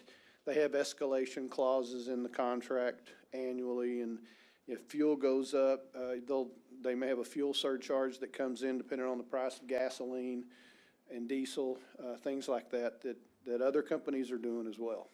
So it's not atypical, I don't believe, to see something like that. The contract can be canceled at any time. Section 5 of the contract addresses that termination clause. It's set up to be an annual contract. It's renewed automatically each year if you want to continue. If we don't, we give a 60-day notice. We back out of it and we take it back over ourselves. We can do that at any time in the contract, and they can do the same. We can both get out of it basically pretty easily, which I think is pretty standard. So anyway, with the challenges of sometimes maintaining adequate staffing and all the other work that's going on, I think it's a good idea, since USIC goes out every time, anybody calls, they're out there on site already. So why not pay them to add water and sewer locates to that, to that scope while they're out there? And what I've estimated, just based on the number of calls, is it's less than 50,000 a year to take care of this. And because it's a potential to renew and something a little different, felt like it'd be a good thing to present to y'all. So if you have any questions, I'll be glad to. So this will allow our staff to concentrate on something else other than locating the lines. That's one, right? That is correct, yes. And then, two, what are the checks and balances for the 811 call? In other words, is there any way that they would bill us for? Overbill us or something? Yeah, is there a check and balance in? We can get a report from that. As a member of 811, we can get a report and find out what's going on and cross-check that. I think that would be a good thing to do. Then, lastly, the timing of the locations versus the city doing it and their services doing it. Yes. Is there any is there any additional time? Because if I'm a builder and I need something located, or if I'm doing some work and I need a location, is there any difference in the time that the city would be there versus their group? They're going to be there quicker than us, I think so frankly. too. Yes. I just wanted to confirm, Yes. make sure that Yes. was the case. Okay. Anyone have any questions for Yes, Mr. ma'am. McKissick? The estimate cost, 40 to 50, is that the 40, 50,000, that's based on estimate of the 811 calls that's been currently? That's correct. It's based on that range of 250 to 300 calls a month, and there's a fixed cost per call. Now, it depends on the number of standard calls or emergency requests. Emergency requests, they charge a little more. The fee structure is outlined, I believe it's page 102. It's $12 per call, just without emergency, and it goes up to, I believe it's $28.9 a call if it's an emergency locate. They're supposed to be on site within 2 hours, okay, if it's an emergency locate request. And that's the same for our crews. If Atmos hits a gas main, we're expected to get out there and respond quickly, and that doesn't always work well for us. But if USIC, that's their business. So they have people assigned to each city, and so they're ready to go, and so they can respond more quickly. Well, you guys done your homework well. Thank you. Yeah. Mike, thank you for bringing this item to us. Where will the proposed funding for this item come out of? It's in the utility budget. Matter of fact, it was included as part of this budget in the hopes that we could come to terms with them. And this has kind of been going on for a little while, back and forth with them. Like I said, I was hoping to bring this to you by November, and that didn't happen. So just between the back and forth and reviews and stuff.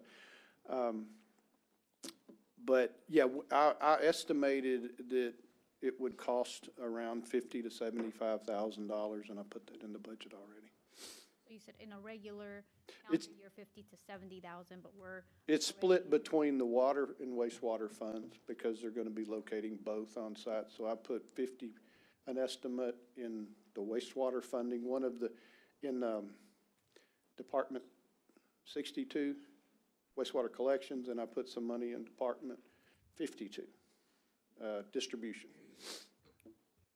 in the budget request. And like I said, I put 25 to 35,000 in each budget, with the assumption that this was hopefully going to get through, if we can get through this process. Mike, I love that. It makes me feel like you know what you're doing. Thank you. Thank you. Okay, well, okay, thank you. Everybody good? I think this allows us to be more efficient in what we're doing, so good job. Okay, Yes. thank you. We'll see this next Tuesday. Yes, sir. All right, next on the item, go ahead, Mr. Shumpert. Yes, Mr. Mayor, members of the council, item 8.4, we bring to you tonight for discussion ordinance number 2954, an ordinance of the City of Terrell, Texas, authorizing the city manager to negotiate and enter into city property tax reimbursement agreements for certain categories of property that the city may add to the city's corporate limits through annexation, providing a severability clause and providing an effective date. All right, this is going to be handled by our city manager, Mr. Sims. So, Mayor and Council, pardon me for coming out on this side of the dais. It's just sometimes easier to be able to look at you when we chat. So this is really what I would call a preemptive program.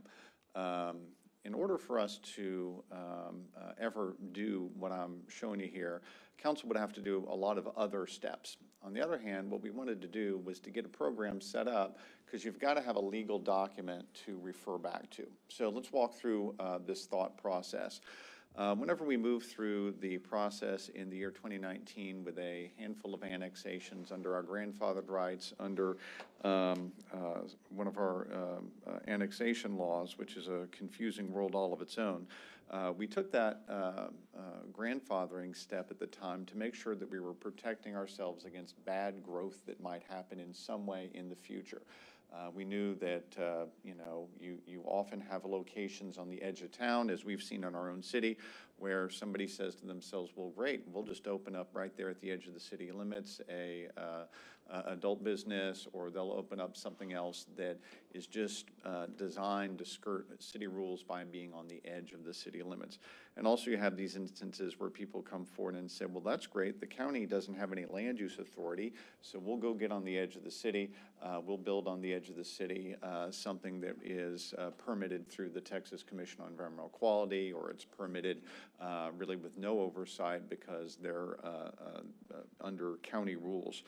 So in order to protect ourselves against that in a fast-growing county, the idea was, well, let's grandfather our annexation abilities under the old law, the law that was in place up till about January 1 of 2019.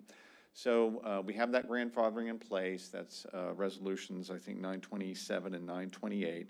And in order to really move forward on it, what we thought at the time was, well, we want to find a way to do property tax reimbursements to a homeowner that might get annexed, because we are trying to not just say we're not annexing you for the property taxes, we're trying to show and demonstrate that we are not annexing you for your property taxes. So I'll use this example. If you own a house that's around $200,000 of taxable value, right, then you're going to pay your INS taxes, you're going to pay your M&O taxes. The M&O taxes are around 61 cents, and so that right there is about $1,200 for a house. So as y'all know, and from Mr. Caldwell's discussion just now, it's obvious that $1,200 on a residential house isn't paving the street in front of a residential house. It's not a cash cow for us. It doesn't generate money for us.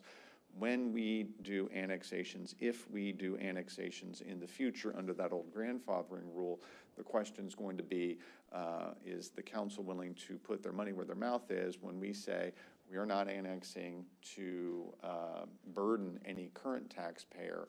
We are annexing to protect ourselves against what may not be the most scrupulous future growth around the edge of our county. So that's what this program does, and I won't read every word of this to you, but I'm going to read some parts of it to you. It authorizes a property tax reimbursement program for annexed properties, and as you look through it, what you see that it's doing is it's creating something called a no-contest annexation agreement. So we're not going to ask very much of you. We're not going to ask you to voluntarily annex. We're not going to ask you to change your land use. We're not going to ask you to really do anything. But we are going to ask you to say, look, these lawsuits that come up related to annexation are expensive. If you'll enter into a no contest agreement, you say, hey, I'm not contesting this annexation. You might not like it, and you don't have to like it. You don't have to say I acquiesce to it, but we would ask you to say that you're not contesting the annexation. If you're going to sue us and make us endure legal fees, all due respect to lawyers, legal fees are expensive, and if somebody's willing to come in with no contest, perhaps that's the only qualification we need in order to give them a property tax reimbursement on their M&O tax funds. So down at the bottom of the first page of this, and it's the second to last whereas on that page, we define this idea of no contest agreement. Now here's where I would say that I really need some council thinking, and it's sort of an in principle deal. This is basically written up so that it has to do with a homeowner, and that homeowner has a piece of property, and they're paying taxes on it. And we say, hey, for 2 years, we're going to do the reimbursement. So what really are the parameters, right? This is staff trying to come up with the right number. So let's say there is an annexation of, say, 50 or so houses or 10 houses or whatever, right? Well, at $1,200 a pop, you can kind of calculate in your head what that's going to add up to be. 10 houses is going to be $12,000 and so on down the line, right? So when I look at that, I say, well, let's make sure that we don't do that too long. So I've put 2 years in this draft, but it may be council's judgment that somebody coming in and being annexed, maybe you want to extend that benefit for a longer period of time. So I need some council feedback as we kind of, you don't have to give it to me today. We're not going to put this on for action right away. But I want everybody to start thinking about it. I want it to be a public process for you to think about it. Y'all think about, is 2 years the right number of years? Now remember how this works. Let's say an annexation were to happen in July of a year. Well, that means that you weren't on the tax rolls on January 1st, okay? So you might get annexed in July, and then you might turn around and say, well, my property tax bill for this year does not have me being in the city limits, right? You might wait till the January 1st that you're on the tax rolls, right? Then you get that in October of the following year, and then you got to pay that in January of the year after that. So there's an automatic kind of extension of time and extension just because of the time lag associated with actually being on the tax rolls. If an annexation were to happen in December, you're going to get on the tax roll faster than if there was an annexation that happened in January, right? So there's a little time lag there, but this is referring to after you actually get on the tax roll. So you have a little bit of grace with getting on the tax roll. This is 2 years of grace after you're getting on the tax roll. So that's one nuance. Another nuance is that it is more complicated for us financially to do anything with INS. And I would say it's rather questionable whether or not we can really do that with the indebtedness that we have under our INS funds. Remember, that's interest in sinking, and so that's where your debt portfolio is. We have about a 15-cent debt portfolio. My recommendation to you is it would cause a bit of a hardship for the city to try to untangle those INS taxes from the debt portfolio and send those back. So my suggestion to you is when you do get annexed, it would be more straightforward for the city to go ahead and ask that taxpayer to pay those INS tax rate. That's a 15-cent tax rate, and so here's math for you. We have a 15-cent INS tax rate. Whenever you get annexed, you have one tax rate called INS that would come in place and under my proposal not get reimbursed. On the other hand, what do you lose? You have taken away from you your emergency service district tax. That's a 9-cent tax rate right now, okay? So all the world's not perfect. I can't say, hey, we're going to give you 100% of your property taxes back, but we give you all of the 61-cent tax rate back, and we can give you that you're now absolved from the emergency service tax rate of 9 cents. So you do get that new 15 cents, but you're losing a 9-cent tax. So that's going to be a little bit complicated for citizens to kind of think through and all of that. But the net of that, I think, is a positive for the citizen to say, hey, if it's a $200,000 taxable value house, after your exemptions, after everything else, you got $200,000, that's about $1,200 in taxes to be paid. And that's the amount of money that would have to be paid by the homeowner, collected at the county, sent from the county to the city, and then we'd have to have a payment system set up to reimburse the property owner after the fact, okay? I can't make it an abatement. There's not a state law that covers that. But we can create an ordinance that says if you'll sign an agreement with the city, then we can contractually pay that as a reimbursement to you. So that's the way the legal team set it up, and that's kind of what tracks through this here. So right now it's written for homeowners, right now it's written for M&O, maintenance and operations only, and right now it's written for a 2-year period. Council discretion would be, there's definitely been times and versions of this where it was talked about as being, or kicked around, I guess I would say, about in the 2019 period of, well, is this only going to be for folks that are folks with a homestead exemption? This one's written for residential land use, okay? So that's a thing to note. Could it apply to commercial properties? It would be council's discretion to try to expand this program to commercial properties. We had a lot of discussion last time around of, well, we don't have that many commercial properties that we end up annexing, but those are businesses and they have a different way of calculating all of this. I would tell you it doesn't apply to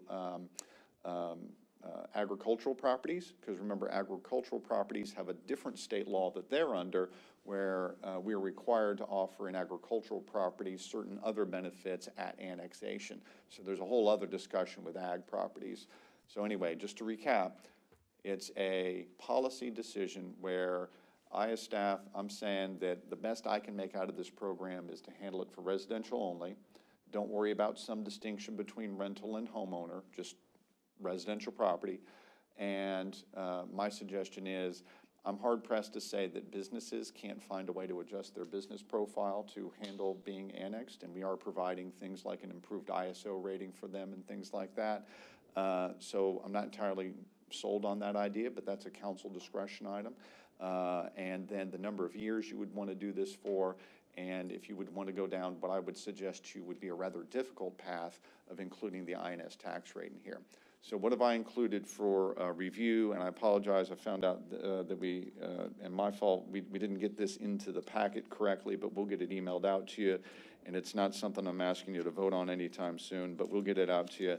So the idea is you pass an ordinance that creates the program, that creates the legal authority, and then you create it as an optional program so that if the landowner wishes to do it, they may, and then you're delegating to me the authority to say, okay, if you can work these agreements out with these individual landowners, following the form provided in the attachment that says no contest annexation agreement, then upon annexation, these agreements could get signed.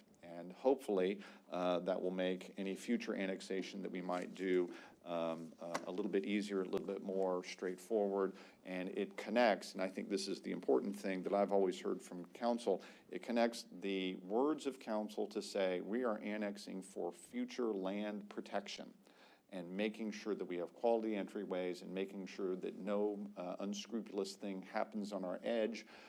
We're annexing for those reasons, not as some land grab, not as some property tax, we demand property tax from such and such landowner.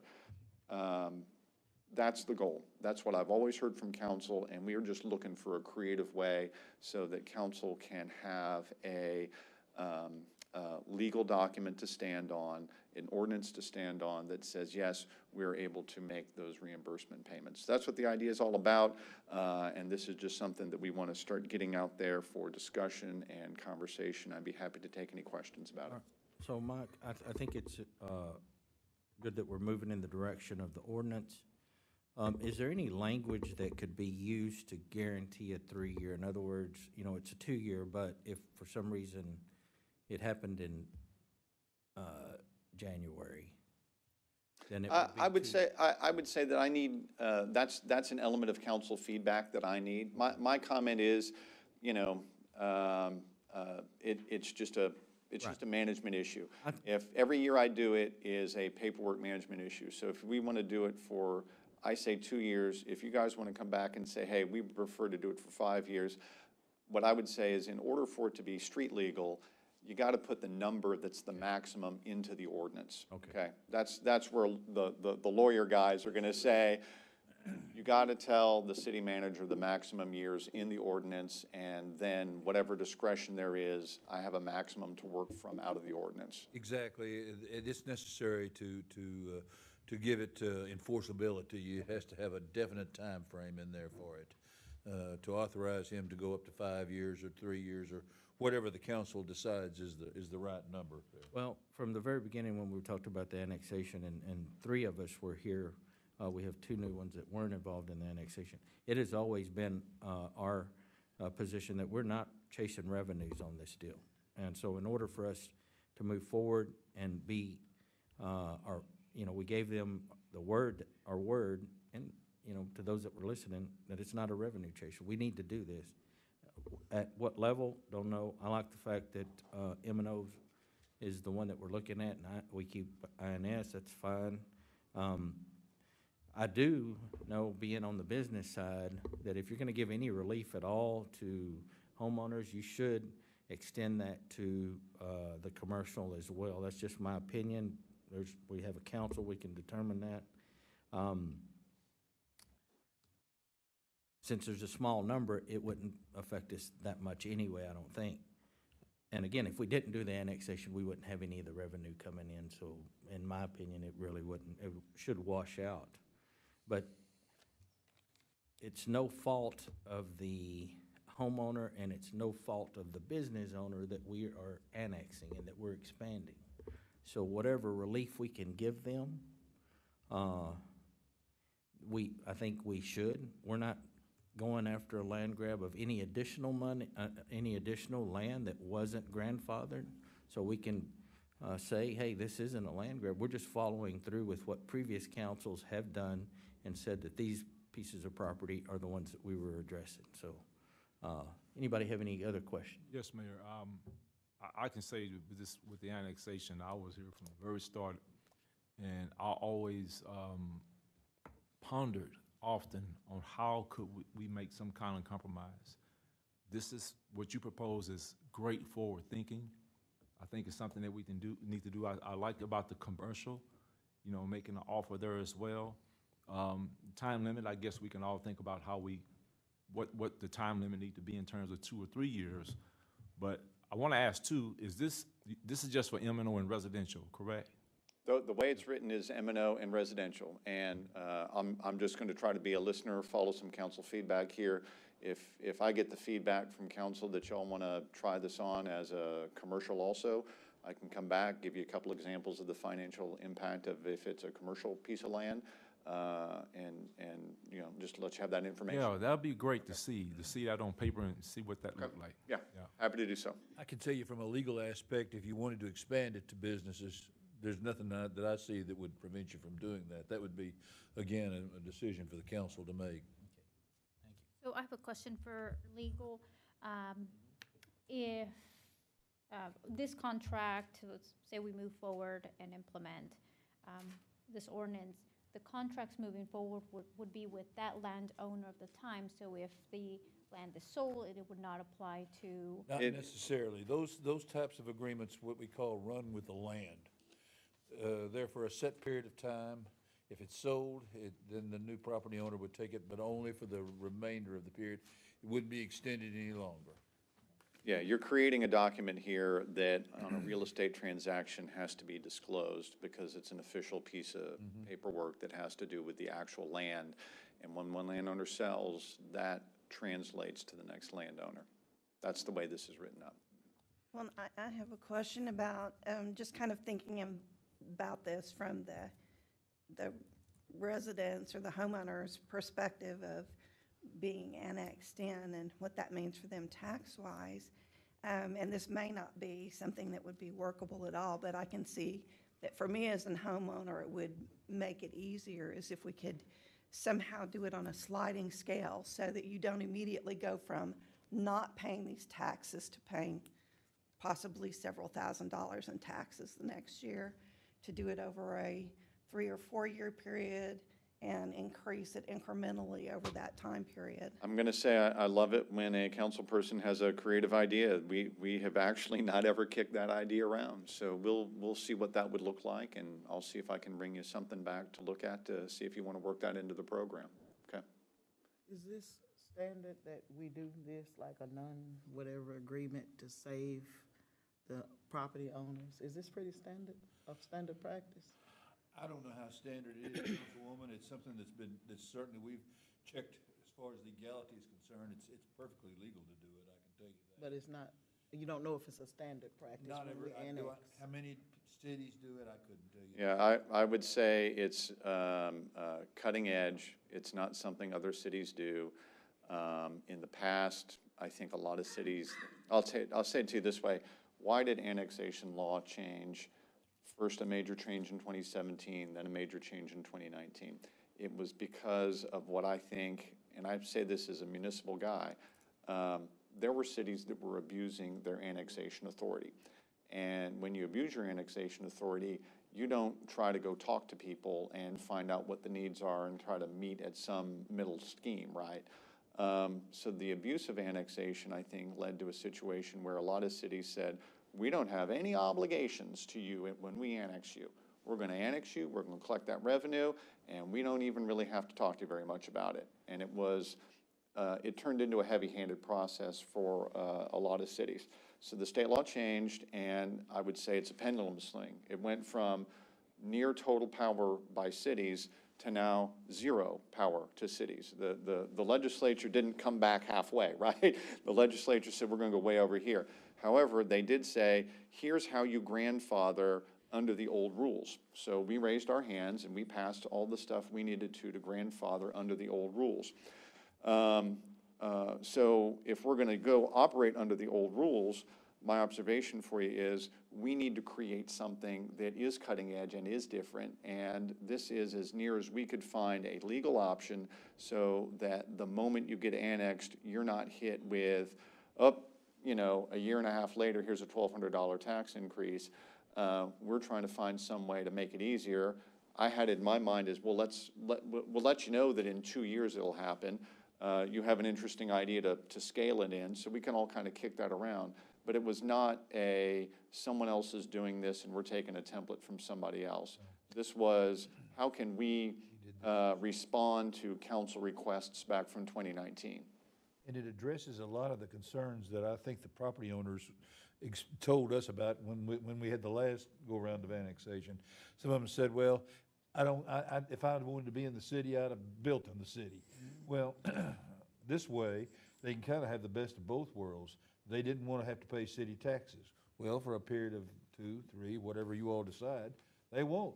But at the same time, they're going to have all the benefits that all of us have. But the good news is it would be more or less on a voluntary basis where we didn't have to go through all the litigation and the hard feelings and all of what we went through before. And you weren't on the council then, but you were very much aware of it, I know, as a property owner. And if you have any doubt about what went on, you can talk to the council member to your left there, and he'll tell you plenty about it, I can assure you. So in the past, we would annex and people just pay their taxes. That's it, exactly. That's it. And they really wouldn't have any say about it, just like Mike said. You come in and say, well, we're annexing you. That's it. We don't care what you think, say, do. We're going to do what we're going to do, and that's it. Well, it's gone to the other way now that we really can't do much of anything without the property owner's consent. Well, here we're kind of reaching a middle ground where we're more or less getting tacit approval of it, tacit agreement, but giving them a benefit, a two-tiered benefit. One, they don't pay taxes for a while. Two, they get all the benefits of the city, which, as you know, as a property owner yourself, is considerable as opposed to when you live out in the county, when you don't have the kind of law enforcement, fire protection, libraries, things like that city citizens have. Okay, and the M&O that we're not getting, that we would bypass, is that for, what is M&O for? Is it? So maintenance operation is going to be, this is your firemen, your policemen, this is your library, this is me, Jay Ayers. I mean, this is the nuts and bolts of the general fund is what that's paying for. You're proposing to forego that, like to? Yeah, technically speaking, they pay it and we reimburse it. As soon as it comes into our coffers, I'd have a legal obligation to turn around and hand that exact same dollar amount right back to them. But the INS, we keep. Sinking fund. Yeah, the INS is our debt fund, and so my proposal is it's even more cumbersome to do something that would create a sub-fund that would take INS funds and do certain things with INS funds, and I just feel like that's bad financial policy for you. That's taking your mortgage payment and doing something strange with your mortgage payment. So my comment is INS funds are different because they're your debt obligations. So that's the reason I would bracket those out. I just gotta think about how we can equalize that if we're not paying the M&O.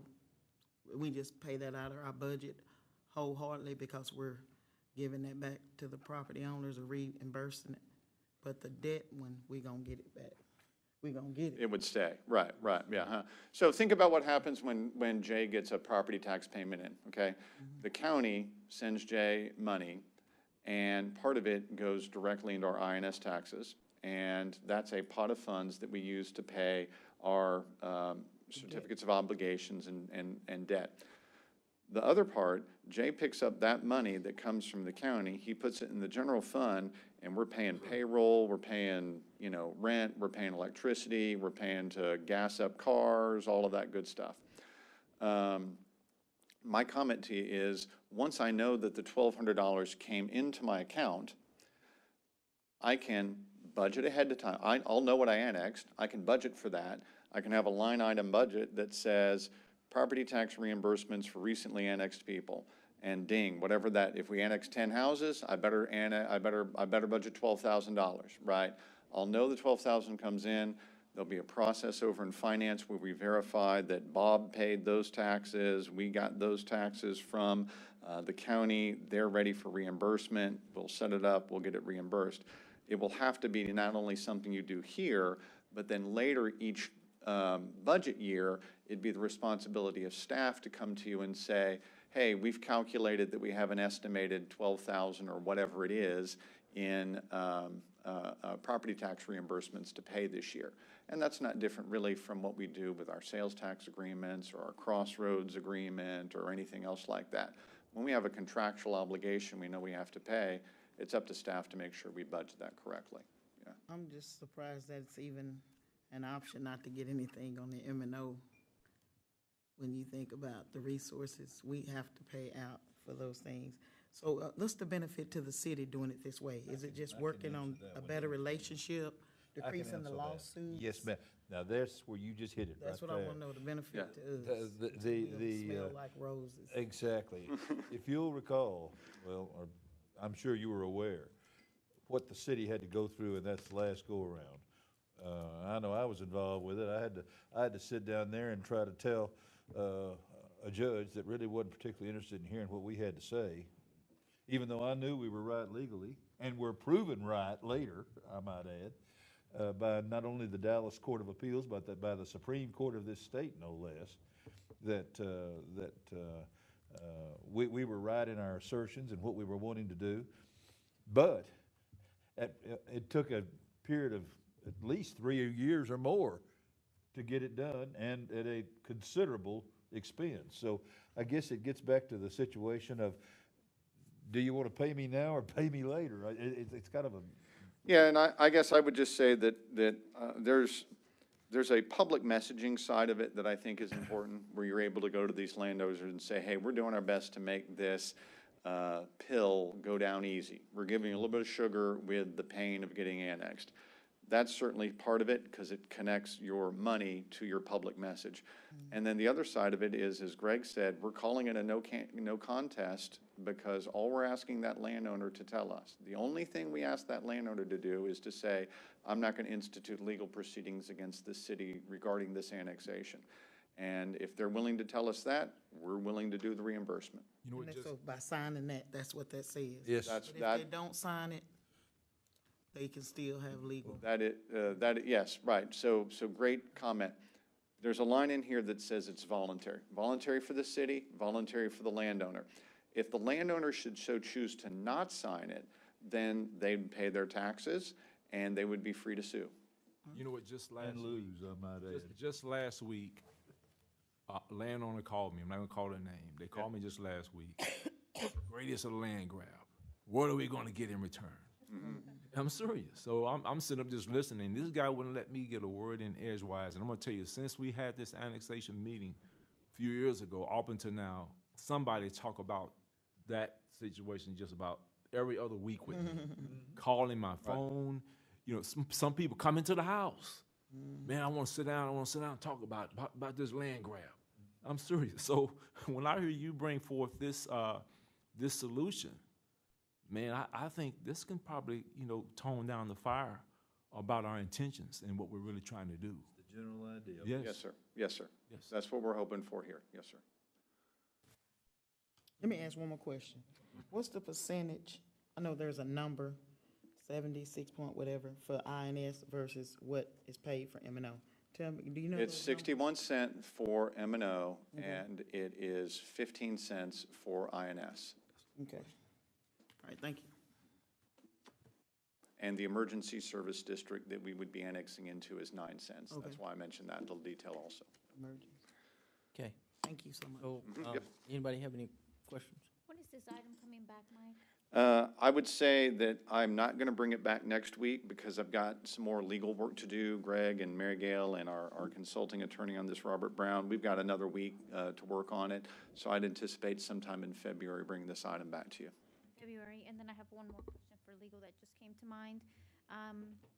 Let's say we move forward with some version of this ordinance. If, you know, a year later or 5 years later, a different council decides to strike down this ordinance,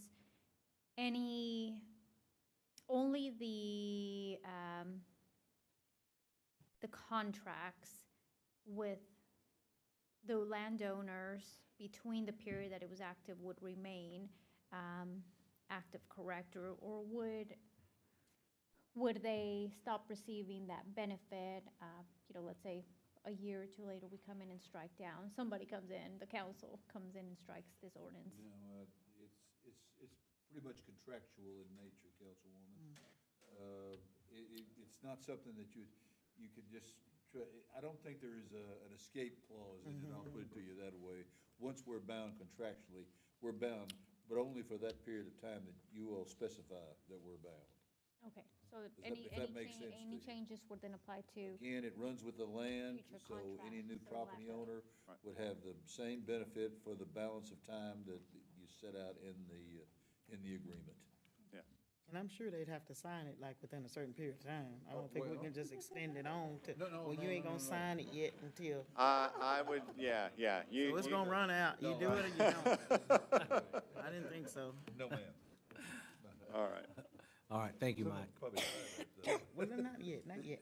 All right, thank you, Mike. I would ask council to get with Mike and staff on any additional comments you may have on the years and/or including the commercial properties as we move forward.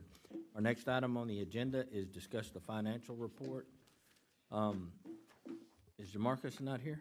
So I don't look a thing like Jay Ayers. Jay Ayers had a neck injury yesterday, so he did a lot of great work to create this. Shelley and I had a chance to talk it through this morning, and we wish him well in his recovery. He was unable to be with us, but he is going to the doctor, and I am sure that he will get past the neck injury. Just basic overview. Jay did the front page report a little different than normal, because I think we had some really good questions last time around about, tell us why there's been some difficulties. So instead of really focusing your monthly report on that, there was a discussion here at the start about department report. So I'll just kind of walk through it. It's been prepared by the finance department, intended to provide the audience timely information. Of course, you're going to have the financial statements and all that sort of good stuff. And then overall, the funds in the first 2 months of the year are healthy and on track. So when we get into that part of it, I'm happy to report that all is going just fine for the first 2 months of the year. The department report, I think, is what y'all want to dig into, and so I'll kind of walk through that. In addition to day-to-day obligations and various annual requirements, the goal in finance is to provide reports roughly 45 days after the close of each month. So I think a lot of folks have discussed what should be the expectation of council. So as we've talked about it internally, what we want the expectation of council to be is, I close a month, I got 45 days, and you've got it in your hands, you're looking at it, okay? We say roughly because Tuesday night doesn't always follow that, and it is our goal also to get it emailed out to you in advance of the meeting. Committed to regular communication. I think Jay's heart is absolutely there. But in interest of transparency with the council, the following topic represent the constraints that are being dealt with in the Finance Department. So the first one's staffing, the second one is Tyler Technology. So I'll just kind of read through this, so pardon me for that. Total budgeted staffing at FY23 was the Finance Director, Jay Ayers, 1 Finance Manager, 2 professional positions, and 1 technician, right? So the professional positions, that's going to be like an accountant, and the tech person, well, you know, that could be an administrative assistant, that could be an accounting technician, a person there to move paper and get everything rolling and get customer service done and that sort of thing. So good news. I like good news, right? Good news, Shelley Wallace, you guys have met her before. She did accept the promotion to become the finance manager. We love that. You know, we were working on recruiting finance manager. We went through a lot of that process. And finally, Shelley did decide that she would be an internal candidate for that job. Juan Flores, again, some of you guys have met him, some have not. He's our senior staff accountant, great guy. Both of them are very good, very strong personnel. Of course, Jay's very strong. But it leaves 1 vacancy for a professional staff person, and it leaves a vacancy for a technician. And normally you would say, oh, well, 2 people, that's no big deal. Well, wait a minute here, it's a 5-person staff. 2 people is a big percentage, right? So we give you those numbers here. We've only got 60% of necessary staff, or a 40% vacancy rate. And the fact of the matter is, if you look statewide, this is what's happening to local governments right now. There's just an absence of people who are entering the local government profession in finance departments, in accounting departments, and that sort of thing. For whatever reason, the folks off getting accounting and finance degrees, they're going into business. They're not going into municipal government. And it's hard to get them into our world and train them. So when I've got people, and when I talk to Juan, when I talk to Shelley, when I talk to Jay, not only are they good at the financial side of it, they're also very good at we're committed to local government service side of it. So it's hard to find somebody who can do both of those things. Next, it's also very hard. So if you go talk to anybody in Kaufman County, I talked to folks with the Workforce Board today about this. This is not uncommon at all. This is American National Bank. This is other folks in our businesses around this area. They have trouble hiring financial professionals. So I've got a problem in the municipal world, but I've also got a problem generally in Kaufman County with getting people with finance and accounting related degrees or business degrees. So it's a true challenge to fully staff the finance department. We're working with more than 1 center of finance temps to attempt to fill these important roles. Robert Half Talent Solutions is an account temps type place. We're trying to fill those vacancies with a temp that could transition from full-time to full-time permanent employees. We're also working with SGR to see if they've got somebody that could fit the bill. But we can't bring somebody in with no municipal experience, right? I got to get somebody in one of those temp positions that's got some municipal experience. We're confident that that's going to be faster and more effective than standard recruiting. In fact, both Shelley and Juan came originally as temp assignment from Robert Half. And so if that's the pipeline I got to use to make sure that we fully staff Mr. Ayers' department, then that's what we're going to do. So we're working very hard on that, and I've got to say that that's not an automatic thing. So finance department, again, audit, budget, the Tyler project that I'll talk about in a minute, the day-to-day operations, all of that good stuff, the list here at the bottom of the page, all of that would challenge any 5-member staff, right? It's not like we have an abundance of employees over there in the finance department. We have just barely enough staffing in the authorized staffing. 5 people for an organization of our size and our complexity is running lean. Not having 2 of them, that's a problem. Next, Tyler Technology, that's the next page of this report. We currently operate in Harris. It's essentially a 1990s era accounting software with some very limited functionality. Council was supportive of our request to purchase modern software services through Tyler Technology, and that's a major upgrade. That's a huge deal. You're using your American Recovery Plan funds for a huge portion of that cost. It's expensive, and it is exactly the right thing, and it is exactly what we need. We jumped headfirst into that at the beginning of the fiscal year, maybe a little bit too aggressively, and it took up a lot of time. There were days over the early fall period where 2 or 3 days out of a 5-day work week was all about making the transition to Munis because we're desperate to get out of that old software. I would say we're going to have to change that schedule, and this is something that we've all talked through internally. We're going to, Jay came to me in December. He said, look, I'm going to have to postpone doing work on Tyler for a little while. So we've taken basically a 6-week hiatus from doing that. We had a coordination meeting on that here recently. Jay had one earlier in the week. All of that coordination is greater burden than we can handle and doing it at the same time. So what we're searching for now is how many hours per week can we really truly dedicate to the Tyler technology transition and still get our core job functions done in the finance department? That's a question I'm trying to rotate through and work through, and that I'm confident that Jay's going to solve that tiger and get that done. This window, Jay's telling you, that allowed us a window to get back to focus on day-to-day operations and other projects coming up. Coordination meetings are ongoing to alter that schedule, as I said, and it's, to be clear with council, this project is essentially a complete rebuild of our entire financial system.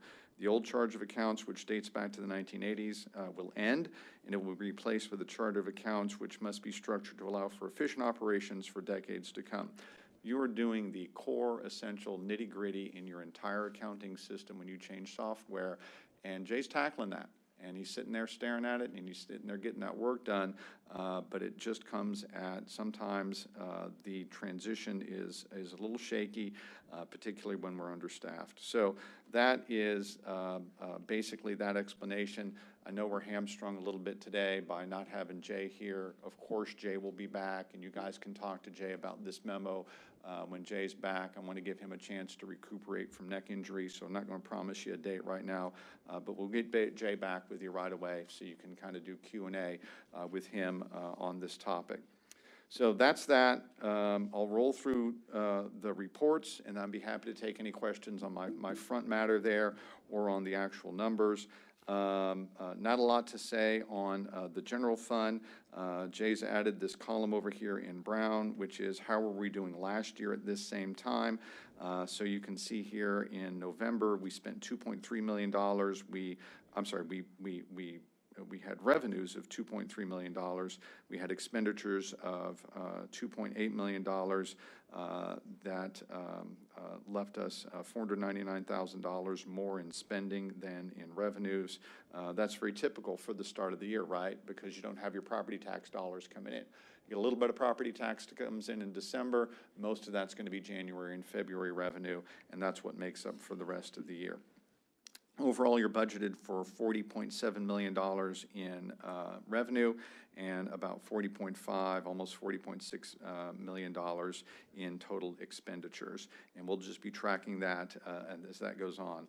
One of the things I always like to remind myself when I look at these reports, simple thing, right? How much of the year are we through, right? About 2/3%, about almost 17% of the year is what we're through when we're talking about the first 2 months.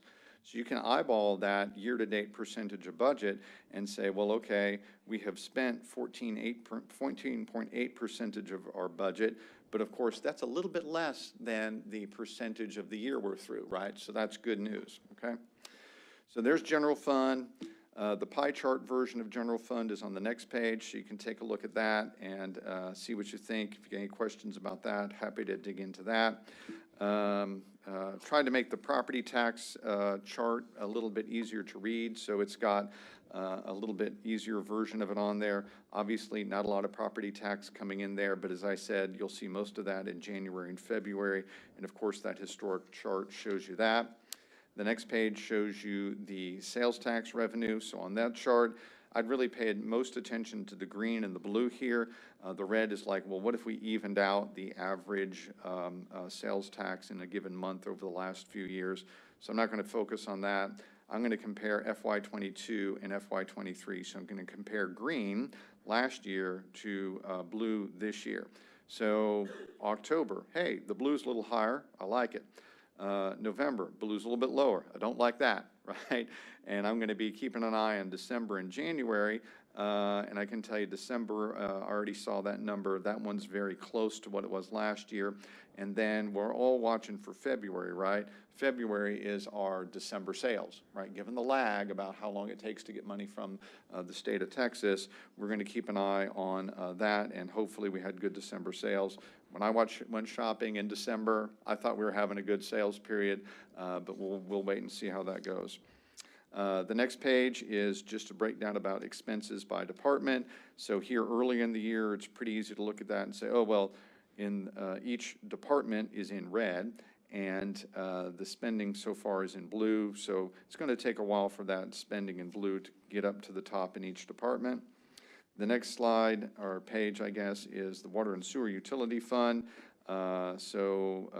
November, pretty straightforward month. We had $1.7 million in revenues.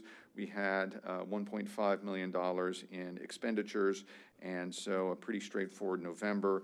And then overall, that's just got us nicely on track for where we're going to be going with our overall year. We're trying to get $8.5 million in revenues and about $8.1 million in expenditures over the year. Next is a couple of pie charts that take you through the utility fund. Those are pretty straightforward, always good to look at. I always like to point at that metered water number there, so you kind of see, okay, sewer is bringing in this, metered water is bringing in this, wholesale water, that's what we sell to folks like Lawrence Water Supply, Elmo, Poetry, so on down the line, right? Next page is a little graph that shows you how water revenue's coming in. For whatever reason, October was high on water sales. November was back down to a little bit more like normal. The chart on sewer never gets really exciting to me. Again, a little bit higher and fairly straightforward. The bar chart version of that is the next page. And then you move on to some of our other specialty funds. You got utility capital reserve. The way I would read this one would be saying, hey, our guys over here in the engineering department are hitting home runs. We're building a lot of stuff that's in your utility capital reserve fund because we had, as a for example, that Boone Street project really rocking and rolling, right? You drive out to Boone Street, progress. I see it, and I'm paying bills to pay for it, right? Okay, so that's all I'm learning on that page. Stormwater fund, I'd say that the opposite this time. I'm engaged in a lot of conversations, and Steve Rogers and Chris Knapp and everybody are all working on this question about getting our town square drainage study set up, ready to go, understanding it, and making sure we're doing it right. So not to belabor that point too terribly much, but we've got big expenses with that. And so we've included as one of your biggest projects this year, an engineering study to figure out how are we going to drain that part of town. And that's really drainage all the way from Southwestern Christian College over to Gardner. That's a big old hunk of drainage, and we need to study that and figure that out. And we won't see spending on that $500,000 until the engineering department makes a little bit more progress on that work scope. The next chart shows you the bar chart version of the exact same thing, so you can kind of eyeball that and take a look about how that's doing. The next page is the fleet fund, vehicle replacement fund. Glenn probably would wave at me and say, I need help, I need more. I think one of the biggest points here is just vehicle availability is a pain, but the revenue and expenditure side are going just fine. Our revenues here are almost entirely transfers from other departments, right? You've got a utility fund transfer, you got a general fund transfer, those are rolling along just fine. The next slide is Information Technology Fund. Beck and I met on this one today. A lot in track.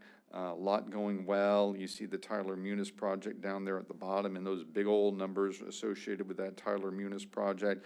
That's a big changeover, and that's one of our biggest expenditures this year. And you can see that spending is definitely ongoing with that particular project. The next slide is the Capital Improvement Fund. Again, lots more work to be done on building capital projects there, but thus far, I'll just say November took in $218,000, and spent $142,000. One of the things I'd like to remind people of is that one of your big policy decisions wasn't just, hey, let's do more roads. It was assigning 1/8 cent of sales tax to always go into the capital improvement fund so you could do more roads. So it was the financial decision that really helped drive Glenn's entire performance there with what he had to say. And that's where you can see that $700,000 roadway project down under expenditures. That's literally the thing we're talking about to make sure that we get part of that done. The other part of that is the pavement collapse repairs there for $200,000. That's another part of the funding that he was reviewing. So then 2 more pages, and then we wrap up. Here's the Park and Downtown Improvement Corporation. They're doing just fine. Their spending hasn't hit yet, so you can see that in there. And then the investments page is that last page there. Man, we've had bad years with investment revenue over the last few years because you just haven't had the interest rate there. Well, this time around, hey, interest rate's a little bit higher, and we're seeing just a little bit more coming on the interest rate side of it. So good job by Jay and his team to be putting some of our funds into the investment portfolio. So that's a quick overview. I'd be happy to try and answer any of the questions. I'll have Jay come back and spend time with you. And he apologizes for the neck injury. But as I do from time to time, I have a standing offer with all the directors. I'm a good backup hitter, and I'll be happy to play backup for anybody who needs it. So that's my report. Happy to answer any questions. Do you have any comments for Mike on the financial report? My only comments are, look, we're going to have someone that performs from the finance department. And if it's Shelley Wallace that comes and presents, that's fine with me. We need someone from that department, just like we would any other department. And I'm not picking on Jay, and I hope he gets to feeling better. There was a time when we had our financials on a timely basis, even I think back when Francis was here. So somehow we need to figure out, the council was supportive over a year ago for Tyler Technologies, and we're behind the idea of getting our financial department and our HR department and our police and our fire, everybody up to date. I need to know, and look, I take it personal from the mayor's responsibility is to get the council the information you need in a timely fashion. So I still struggle with the idea that we can't hit a button and get these numbers in real time. We need, and I know we're working on it and we're going to get there, but know that I struggle with that because it's my responsibility to push that forward for the council. Are we having any difficulties with the other departments on being behind in technologies? Is something that I would like, Mike, for you to let me know. But does anybody have any comments for Mike moving forward? Tell Jay we miss him. We see you all the time, so tell him. But seriously, tell him, just thank you for getting us back on the agenda. I was just looking at the staffing shortage. I was wondering, if we're having difficulty finding finance people, would it be an option to maybe look for some relief time for him get him out of that housing thing? Is that easier to find staff for that? I'm just trying to think on basis. I don't mind that thought at all, and I would say that as frustrated as Jay is, I am, we all are, there's a lot of options on the table right now. We're kicking around a lot of different things, so I appreciate your willingness to be flexible there. Okay. Anyone else? Thank you.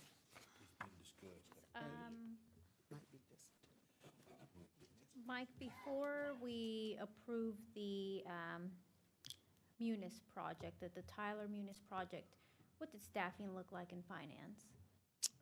We had one less authorized position. As far as the individuals doing the work, the roles, so we had a finance manager or finance director, and then we had, let me go back to the. I would say that I don't want to split hairs, so let me try to say it to you this way. For all of FY22, we basically had Jay, Shelley, and Juan as our only staff people. Shelley had a different job title, and so that was the three-person trio limping along. And our identification was we needed to improve that staffing level.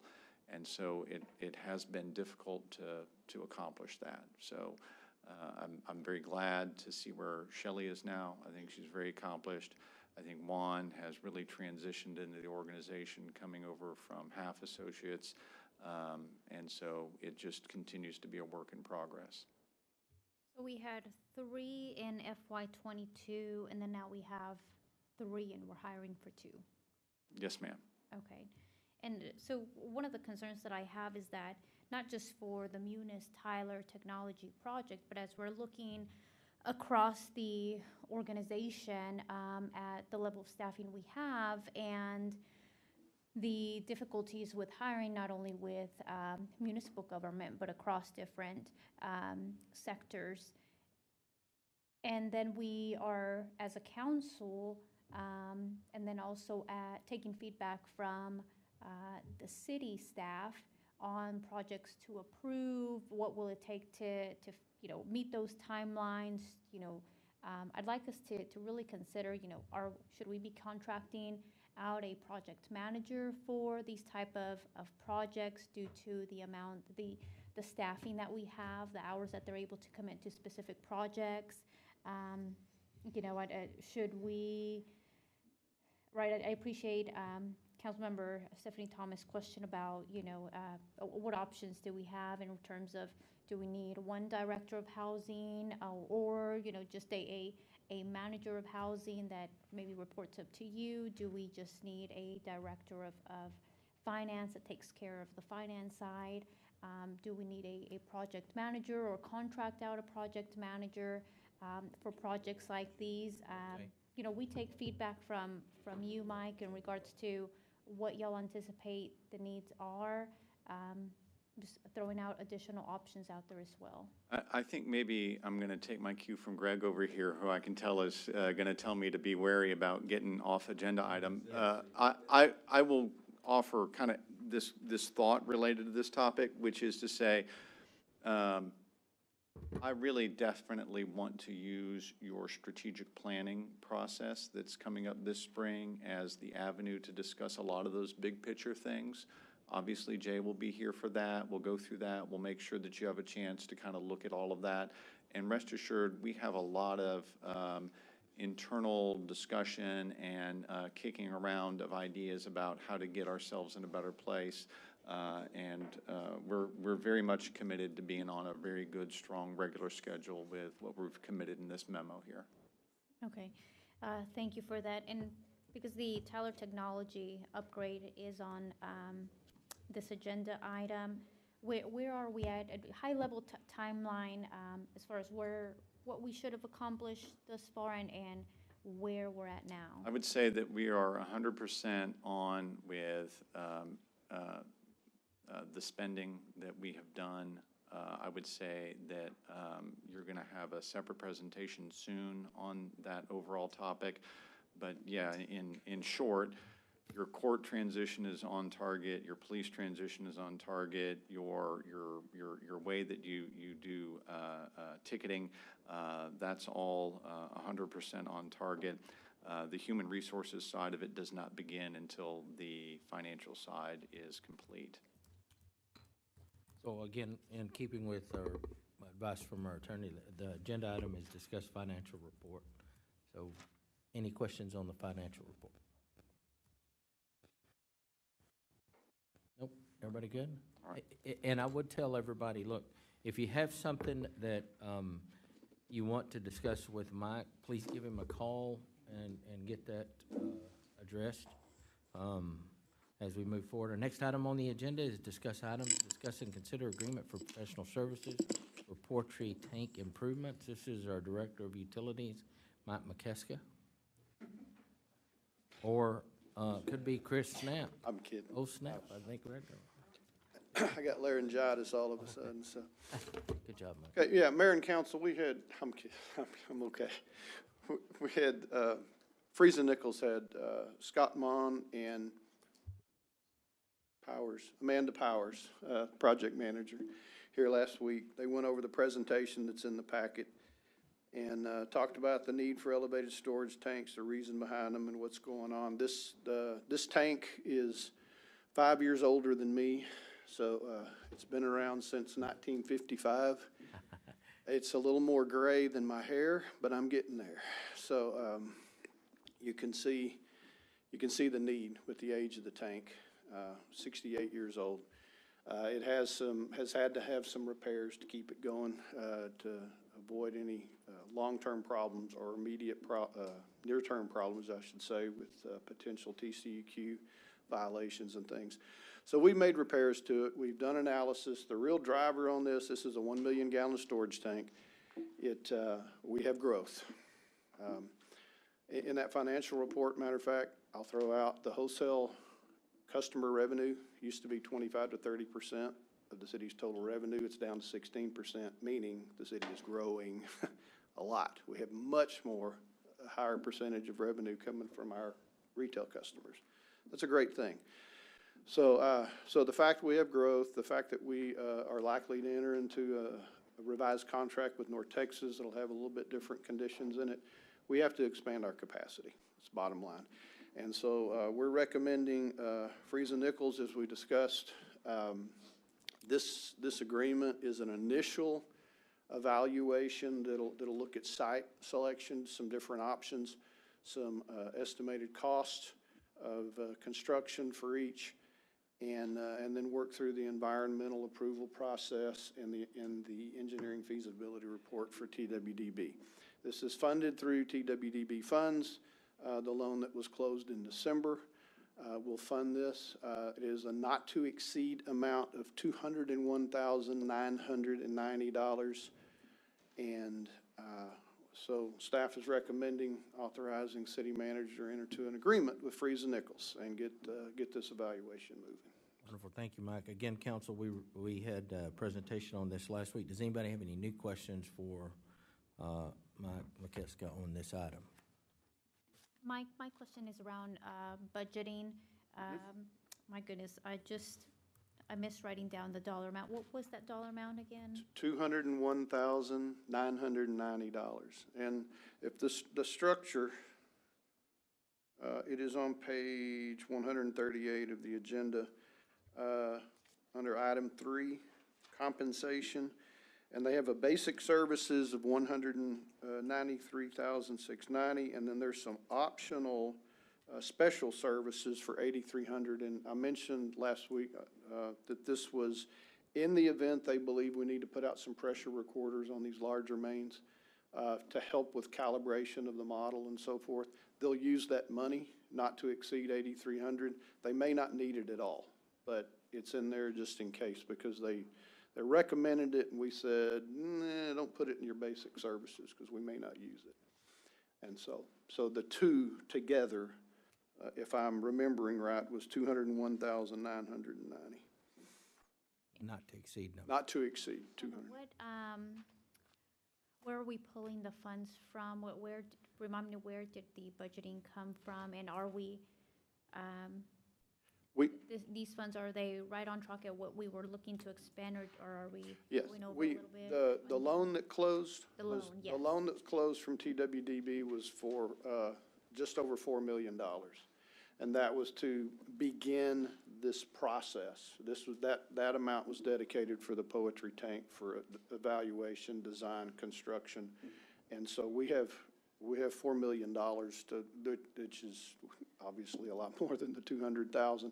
We'll spend more money in design once we lay all this out, and then that'll also give us a lot of this, I'll call seed money, initial money required to start the construction, and then we'll know when we get the bids and make a recommendation moving forward for construction. We'll know where we're at on the actual construction cost and the difference between the $4 million and if we exceed it, which we expect to exceed the $4 million because construction costs have gone up so much, in the last 3 years. It's just, we've been advised that that's not enough. Even TWDB, their project manager said, you don't have enough for this project. I said, probably not.